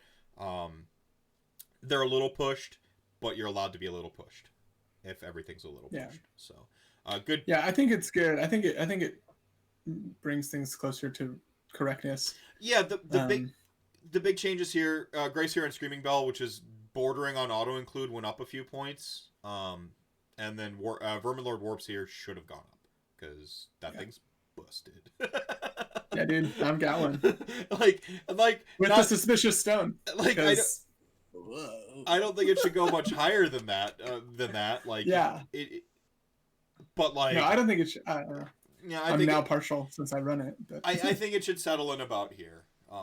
Yeah. Like that's fine. Like 360 is a keeper of secrets. The keeper of secrets will bounce off the Vermin Lord Warpseer, but it'll take it a little bit to kill the keepers. So we calls it even. So that's Skaven. I caveat this one saying, as long as the Plague Monk War Scroll is a quality of life change and they maintain relative power, these are good. This is a good change. This is a healthy change. It doesn't hurt the Skaven player too much. But it addresses. I know so many people have spent a lot of money and time on Plague Monks though, so I really hope they don't break that unit. Yeah, like if they just like flush it down the toilet. And that's the thing is like I used to there's like sort of this like Lex Retalionis mentality when something is busted for too long. They're just like, I hope it's unplayably trash. I never want to see the list again. And I'm like, yeah, but people actually there are people who actually like play those armies and like love those armies. There is a me of like of death factions out there for every army whose just favorite thing is that. And if you take their favorite thing away from them, they're just kind of like sad for a whole year or 2 or 3 until it's good again. Like, like they're a little bit more sad than they need to be. And so I never want to like shelf somebody's army with changes. That's not ideal. Bring other armies up to that same level, then we can all have fun the way we want to have fun, right? And then tap down the stuff that's really out of whack. Yeah. And the stuff that's really out of whack usually becomes obvious. Yeah. So Skaven, Khorne, Brass Stampede got better. Cool. Gloomspite gets Spoder leaders went down in points cost, so if you want to run spiders, sweet. You have any thoughts on either of those?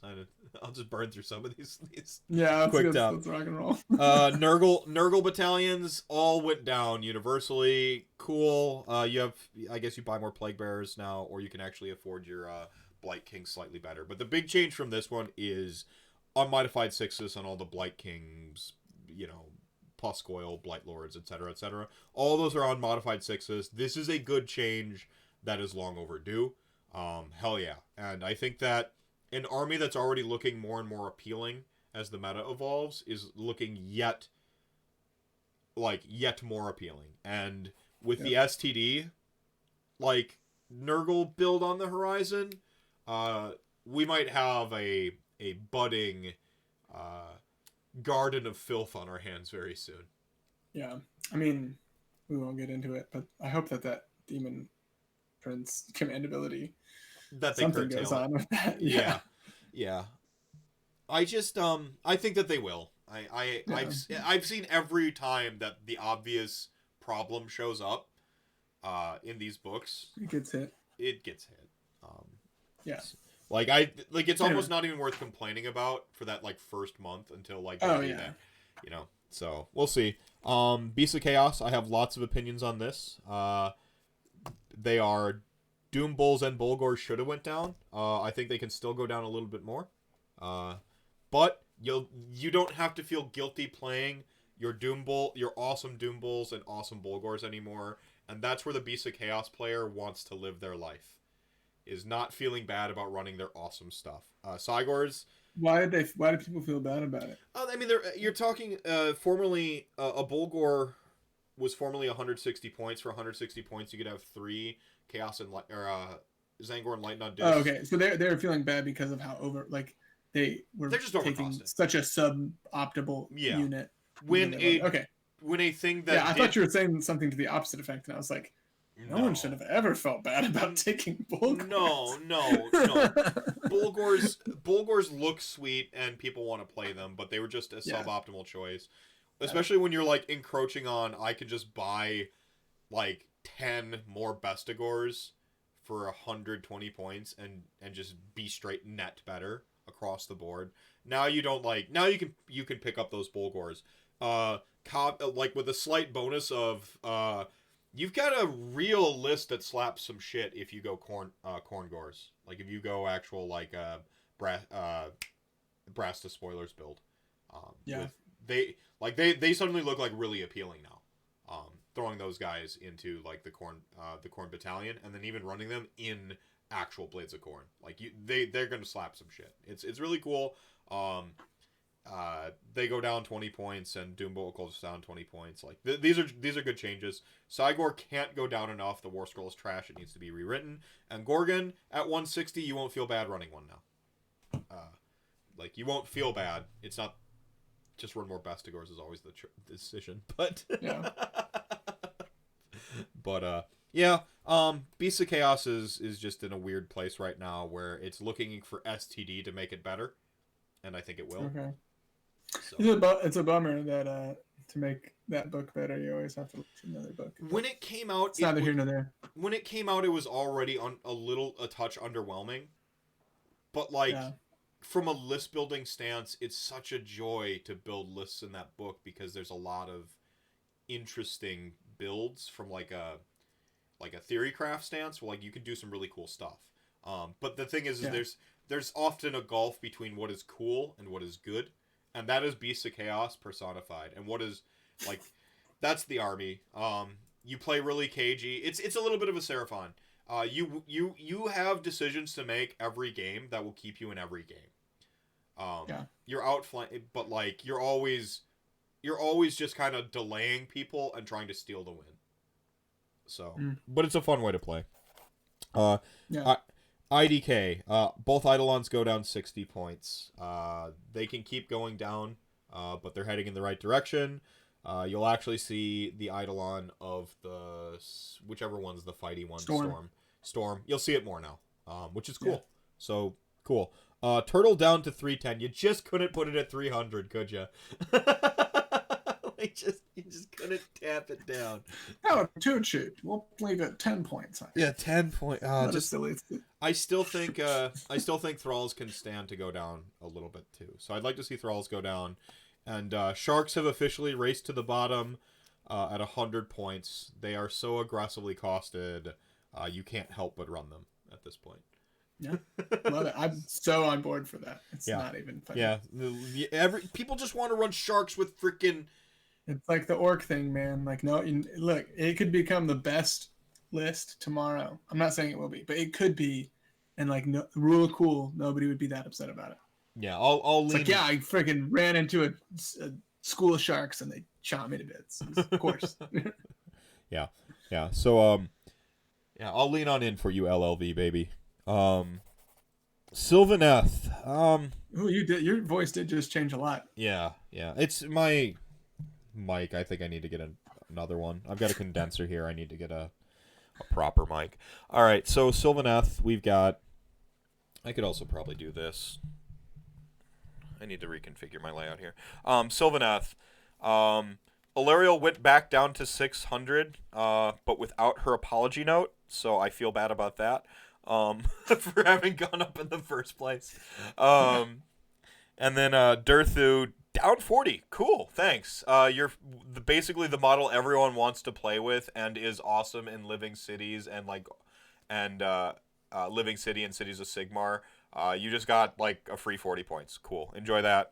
The model's sweet. It's pretty awesome when you got to commit artifacts to it to make it great. But like you're going to if you want to run this awesome model. But it can take artifacts. Like thank goodness. Like with a name like the Spirited Durthu, you might think it couldn't, but it can, and it needs it, and that's awesome. Yeah. Cool. My list just dropped 100 points. It was awesome. Overnight. Yeah, cool. Durthu went down and Alarielle. So like if you're running the coolest stuff, your army just went down 100 points. So hey, awesome. Tree Lord Ancient. I don't play Sylvaneth. All my knowledge of Sylvaneth is proximal because I play against it a lot, and one of my friends, it's his army. So I deferred to his take on Tree Lord Ancient. Thanks for lowering its points, but could we please get a new War Scroll? So I'll leave it at that. And Tree Lords, whatever. I can't go get a second spell, for God's sake. Yeah, just change the do something with them, please. LON just basically got like some cleanup on some language for breath weapons. Pretty much nothing to see there. They did adjust Neferata and Manfred. Downs, down, which is Neferata's actually pretty cool. She's super squishy, but she's actually legitimately a cool like model, and she's pretty good. Yeah, there's that. I wonder how that will affect the Courts of New Lamia list, if at all. If it allows any more kind of space for something other than just like dogs or chain gas to go. Yeah. I mean, I think you start to see her running with a Vampire Lord on Zombie Dragon a little bit more comfortably now. Is what the end result is. Yeah, are you familiar with that Courts of New Lamia? We have a guy here who runs it constantly. That's the one with the pulse, right? It's the Coven. Well, take us through it for folks in the audience who may not be familiar with Courts of New Lamia. Yeah, I can't remember exactly all of them, but it's her, Vampire Lord on Zombie Dragon, the Blood Palanquin. I think it's just the three of them, and maybe something else. But it gives them a bunch of extra movement and and the Palanquin's got the pulse around it. Right, where if it kills stuff, things happen. But anyway, really, it's just the movement. But it's like a big monster mash list. Like, cool. I think the guy who runs it runs 2 zombie dragons, the Palanquin, and then like Min battle line. Mm-hmm. So I don't know if this change affects that ability to take something other than just Min battle line with it. I mean, I think that's what you're saying is like Legions of Blood, which is already like kind of a cool way to run them, is a little bit better now. I mean, a Legions of Blood Vampire Lord on Zombie Dragon with that fucking Dark Magistry is a badass. Oh yeah. Like he's a like Aura of Dark Magistry is the -1 to hit him, and then he's got the Ethereal Amulet for that 3-up, conceivably rerolling ones. Like he is a badass. Like, and then you actually get a little bit of extra damage in Legions of Blood for him, which is what he really wants. Go ahead. You run it. Yeah. My tournament list was 2 Vampire Lords on Zombie Dragon, 1 with the Ethereal Amulet. I actually went away from Aura of Dark Majesty because I found that the -1 to hit, like similarly to like the Hearth Guard Berserker thing, like either you you weren't going to touch him or you were going to kill him, and so like the -1 just didn't change that equation. Mm-hmm. So I went with the extra movement ability, and then put pinions on him so that he could like literally go 40 inches in a turn. Go ahead, finish your thought. Oh no, that's all. But they're super great in Legions of Blood. But outside of Legion of Blood and without the Ethereal Amulet, the Zombie Dragons are.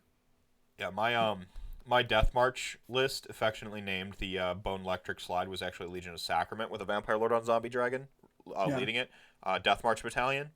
So you get 7 inches of hero phase movement because you take Master of Death from Legion of Sacrament on your Velazda. So you trigger that.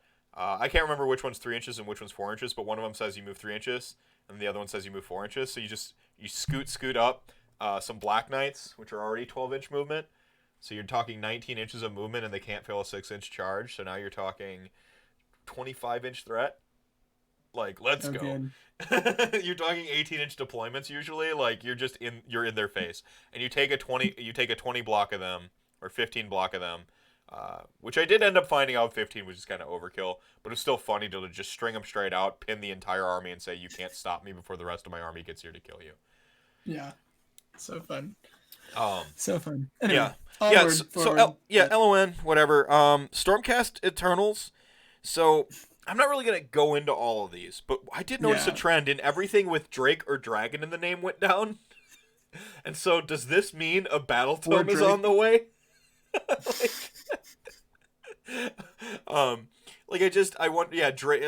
Thundercats went down, or Evoke Kitties, as some people call them. So those went down. Those are actually already a cool model, so I would love to see them. And I've seen some pretty competitive, 1K lists with them that can really slap shit. So I'd love to see them a little bit more on the table. That's really cool. That's actually a really cool change. Welcomed. So awesome, but can we address some of the battle line issues and some of the other the Paladin, the internal balance of Stormcast Eternals is kind of out of whack right now. It's just it's almost hard to even talk about. But it's almost and it's got to be impossible to actually comb through and balance it all too, as you practically need the one person whose job it's going to be for 3 months to just actually sit down and go and comb through the monstrosity that is every war scroll and refine it.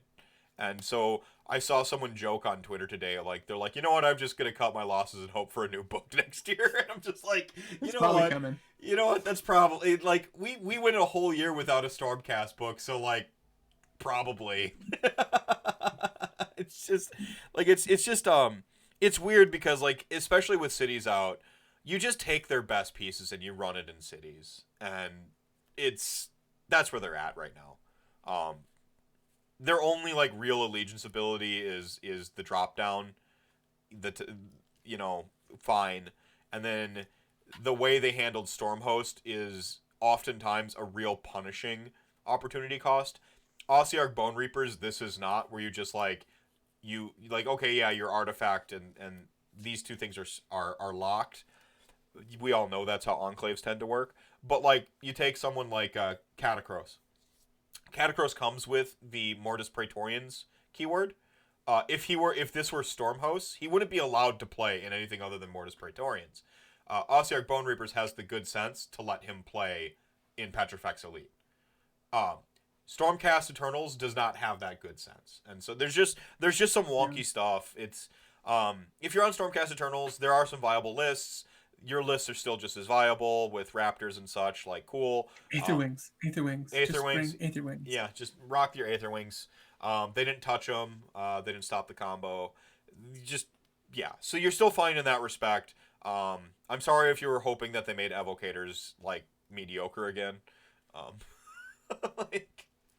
But that didn't happen. They did clean up the language on their evocator explosions, though. So they did clean up some language. This is actually a theme throughout a lot of this FAQ. Is they cleaned up a lot of language is what I noticed. Sub-faction consistency was one of the big things they went through. Breath weapons were cleaned up a lot. And then just like basically activation warsy stuff that's to be more consistent with at the beginning of, at the end of. So all that stuff happened. Pretty decent. Flesh Eater Courts, Crypt Hoarders went down, so yay. Awesome. Night Haunt. Night Haunt is a curious change. Lady Olander and Kurdos went down, and they should have. But like, the thing is this just helped Legions of Grief. Yeah. The Legion of Grief put them in such a weird place. So. Well, it started with LON, and then it just got, yeah. Well, it started with LON, and it was like, was this a good move? Let's double down on it. Yeah. So like, they're just in such a strange place. I feel like I'm a Death faction like loyalist first and foremost, so I feel bad for my my friends who are like all into the spooky ghosts and stuff. But like, you have viable options to play the army with. So like, at least you get to play with the models you like. It would feel a lot better if you got to play in the allegiance you wanted to. That was your allegiance. This is kind of like the Beast of Chaos thing. I love Beast of Chaos, but like, my most viable options are to just run as somebody else's army with the models I like. So I understand the feels bads that happens from that. And then Black Coach went down 40 points. Actually awesome. Give it hero keyword next, please. Thank you. Like, it won't break the meta if this thing has the hero keyword. And it's got a Cairn Wraith piloting it, who is a hero. Like a not much of one, but he counts. Yeah, he's 60-point hero. So cool. Cities of Sigmar, Hollow Heart. You can only do the thing once now. All right, cool. And you can't save the wounds from Yeah, you can't. You have to actually take the damage now, and you can only do it once instead of just like dump like 4 CPs to do 4d6 damage that you can prevent, and then you just like plus 18 to cast. So that's gone. And to me though, that falls in the same level of like, once you get to +4 or +5, like anything over that is so unnecessary. Why does Hallowheart exist? To set up the engine without you stopping it. It wants to cast Bridge and say you can't stop me. That's really what it gets down. And then you can do a little bit of a light change host thing if you want to, drop down to Palisades and just disrupt the board state, right? But I found that you go minimal on the endless spells for the build, and then you go maximize your bodies and killing. And so what Hallowheart is it's an engine. Yeah. The engine is still intact. The way they changed it, it's fine. It'll still work. You're still gonna on average get your plus 3 or 4. That's all you need to just drop a bridge for free. So yeah, that happened, and then just sort of missing mysteriously was the change to bridge, which I thought we were gonna see. So simple. So bridge went untouched. So simple, so many problems fixed. I heard your proposal. And I'd like for you to say for folks who maybe haven't on Bridge. What's your proposed change to Bridge? It just counts as a move. It's not a setup. Okay. Like they walk across the bridge. All right, cool. We're going to circle back to this at the end of the show. I have a question for you regarding that kind of from a different angle. Sure. One of the proposals I thought, just the whispers I heard, was it was going to be just like one unit. Only one unit can use the Bridge. But that doesn't stop the shoot having, like if you're using like lead belchers or awesome dwarf ones. What are the awesome dwarf ones called? Iron Drakes. Iron Drakes. Yeah, if you're using Iron Drakes, they show up on the other side of the bridge. They haven't moved. Pew pew pew pew. They just yeah. So like that's the abuse people don't want to see.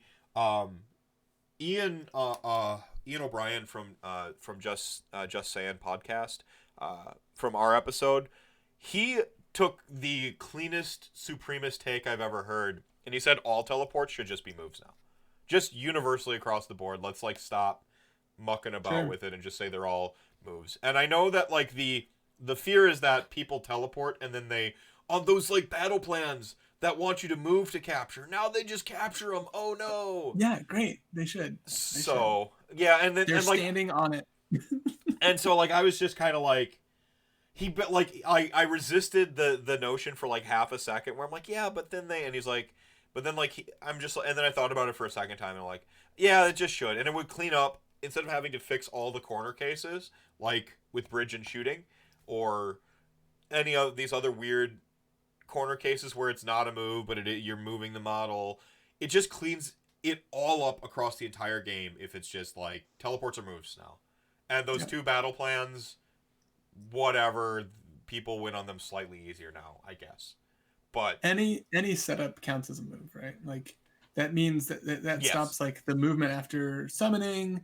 Yeah. It's just a move now. It exists. Yeah, it moved. Yeah, it's a move now. Yep. Boom. Clean it up across the game. And so that's a little segue off of Bridge. Bridge is still around. You're still going to get shot to pieces. It's pretty sweet.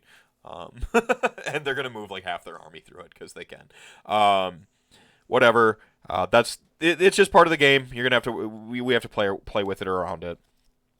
We talked about Marathi. We talked about Bridge. Mentioned Khorne. They weren't really worth lingering on too much. And then sort of a couple, like, consistency. Anything I missed? Anything I missed that you wanted to? I don't think so. I mean, I think you definitely hit the major things. Yeah, the major things that we were concerned about. Honestly, when they said big FAQ, I'm like, oh, here we go again from last year. They actually did points changes at sort of, like, the halfway mark of the season. This is a good thing. This is a good trend for the game. You know, 6 months is about as long as you can formulate a, like, realistic reaction to some changes too. Because you got to give stuff, like, okay, so, like, something enters the game new and it's really great. You got to give me an opportunity to, like, find an answer within my own army before you run screaming for the hills. 6 months is about right. 1 year is probably a little bit too long with how I think there's just a fast turnover in a living game with people talking on the internet as fast as they do about everything. Like, problems are found sooner. Let people find solutions. And 6 months is a nice trend. They didn't ham fist or go too hard on anything here. They changed things in the correct direction for the most part across the board. They made some language. We mentioned a couple of the outliers and the asterisks on that, but for the most part, good direction. I am disappointed in the lack of Khorne changes too, because I think a lot of the mortal stuff can be changed. But honestly, I just want them to, like, reassess Blood Tithe. I mean, that's the main. If I were a Khorne player, the main thing on my wish list would be like just me staring at depravity for 1 calendar year, wondering when Blood Tithe. Oh, I don't know if I agree, man. Blood Tithe is such an incredible utility that is far beyond summoning. Fine. Like, I mean, the auto unbinds are nice, but then your pool is empty. That's the only thing I wish they would change. Is, like, just don't empty the pool, man. Like, you telling me that, like, fucking Khorne is there with an abacus? Like, it's like, nope. Like, and he's, like, shifting the Blood Tithe points across the abacus. Like, no. Like, he suddenly becomes super stingy. Like, he's Scrooge McDuck, just like, no. You, says right here. I think he's, like, not super concerned with the amount of blood. It's like, oh, give me this much blood. I'm taking it all. I don't care. Was it just enough? Was it way too much? Like, all the blood. Maybe. Matt Taylor, our number 1 guy, is a Khorne player, and has just crushed people with Khorne for a long time. And I know Matt Campbell over in Australia, pretty much pure Khorne. And Matt Taylor, our guy, runs Khorne Mortals, and has run Khorne Mortals the whole year and has dominated. So that's the thing about Khorne, is Khorne kind of floats in that position of, and I think Slaves to Darkness is about to usurp the crown, just pretty directly. But Khorne sits in that place where, like, I think there's 2 armies that when you're brand new to the game of Age of Sigmar that just jump out to you that you want to play.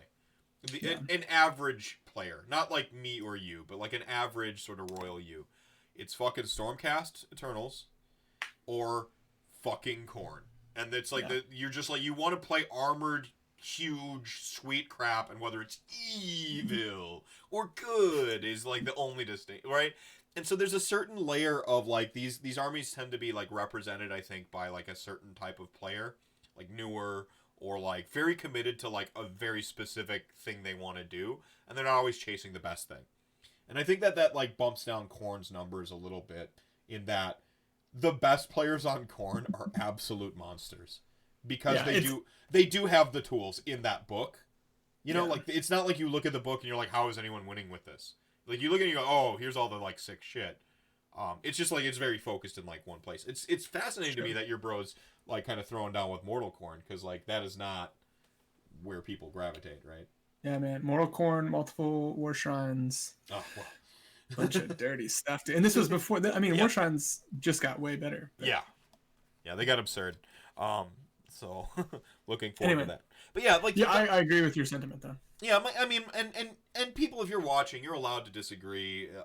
Like with me, no. This is my word is fucking sacrosanct. No, I mean, but that's just my read on it. Is like there's nothing egregious one way or the other.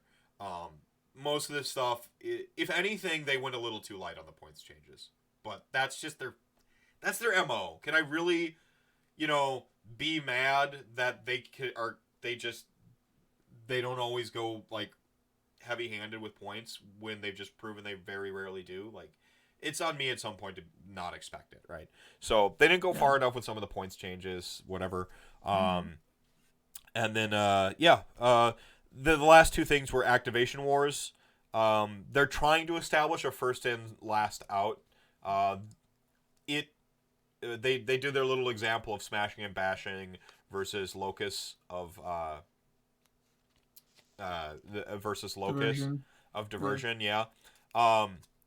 It doesn't answer every corner case is the problem, so we'll have to see this continue to develop. But they're trying to establish a like order of operations to these activation wars as we get deeper and deeper into it, and more things have them worded differently. So I think it allows TOs to make a more informed decision. Yeah, I think that's really what happens. Education.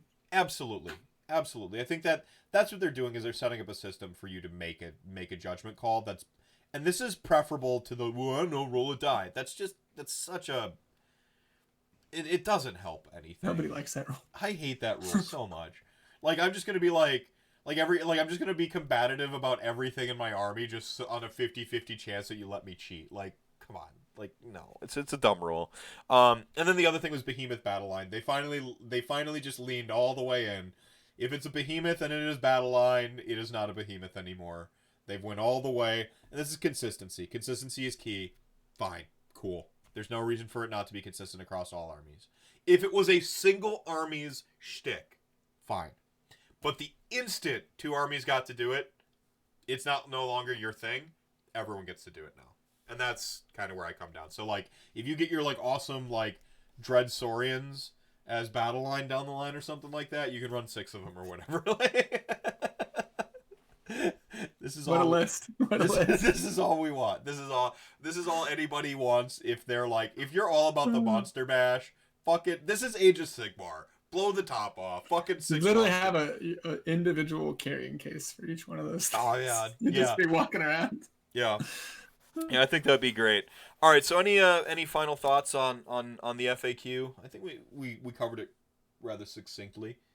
Yeah. Happy. Good. All right, so we'll go ahead and switch into strange questions from strangers on the internet, and then close out the show. Man. All right. Here we go. So your first one's pretty straightforward. You play Seraphon. When I first met you were playing Seraphon. What is your favorite dinosaur? Oh, this is a great one. There is a wrong answer, but I don't know that there's a right answer. I've always loved the Triceratops. Really?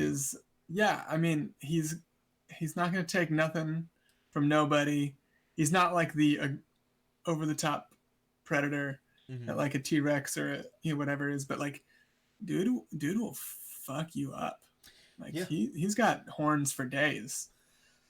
So do you find yourself gravitating towards like like the Triceratopsian models then in Seraphon, where you're just like? I mean, I have an engine for sure, and Right. Stegodon. I don't run the Stegodon, but I definitely have an engine. And I think honestly, it's the Jurassic Park where and there's like this emotional thing, and you're like, oh my gosh, it's a dinosaur, but it's dying, and it's sad, and I love Triceratops. So So there's Jurassic like some emotional. Yeah, Jurassic Park Yeah. got you right in the feels with the Triceratops scene. Yeah. And then it's so funny because they dig into the poop right afterwards. Oh yeah, that's right. They have the emotional contrast so that you can get the highs and the lows. That's right. What a film. What a film. Man, my son would agree. It's by far his favorite. Okay, so the other question I have, and We talked about Soulscream Bridge. All right. Yeah. and you're you like, said that you're gonna bring this back up. yeah, I know. Here it comes. So I was thinking today, after listening to you talk about how it should be a move because they move through the bridge. One of the big armies this is an enabler in is in Cities of Sigmar. Uh-huh. So a bunch of like so-called order good guys see this bridge made out of bone with a Let's walk across portal through hell. Like they're staring into Nagash's living room where he's like in fucking bunny slippers and like he's like making tea and shit. And then like they look through it and then there's just like some asshole in a griffin being like, all right boys, through the bridge. And then they have to like run through that fucking bridge, have faith that they're gonna come out the other side and just like fucking shoot at whatever's on the other side. They for a moment there they think they're actually like on the highway to hell. Like and then they're just like, oh no, you're still on like Gyrad or whatever. Yeah. So like Oh, we have this thing going they on. deserve to shoot twice. I'm sorry. I take it all back. Yeah, take it all back. Yeah. So like we have this thing where like we get to play the game from like the galaxy brain, disembodied being. We're lording. It's it's an RTS. You're floating above you have omni sight.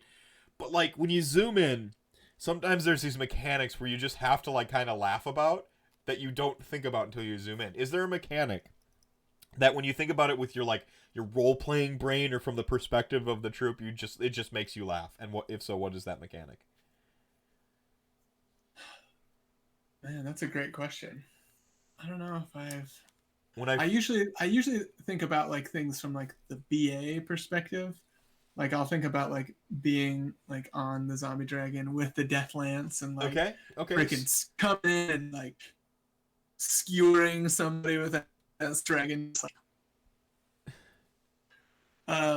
So you imagine you could if it helps you imagine yourself in the game in one of these. What's like something that where you're just like, if it helps to like imagine that you're the model, or that you're like riding the sweet dragon and there's like a situation that comes up. Yeah.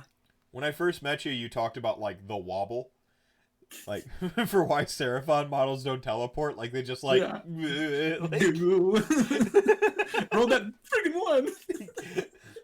like from one that was another one that was proposed on the internet from a stranger on the internet today was like running. Anytime you're running or charging, you just fail to charge. Like the models don't move at all. Oh yeah. So there's just like some guy like, all right guys, like let's charge. They're 8 inches away. We can do this. And then like you roll the die and it comes up like 6. And like, god damn it, Tommy had to tie his fucking shoelace again. Like they just stand still. I imagine it as like just like a failed communication. It's like, everybody charge. What did he say? Are we going? We're not going. It's all right. Everybody stay here. Like, let everyone stay here. We're not going anywhere. Yeah. Yeah. I don't know who called that charge. I don't trust him. I don't trust him. Yeah. I feel like there's got to be something with. You don't have Skaven. to overthink it. Yeah, sorry, I don't know. I don't have a funny one off the top of my head, but yeah, I definitely have done that. Like thinking about. Oh, I guess one that is always funny to me is like the Saurus on really anyone riding these big monsters. I'm talking Frost Lords, like Saurus on Carnosaurs, even the vampires on dragons. Like, surely if they were really fighting, they wouldn't stay on top of that mount. Like you wouldn't be doing anything. Mm-hmm.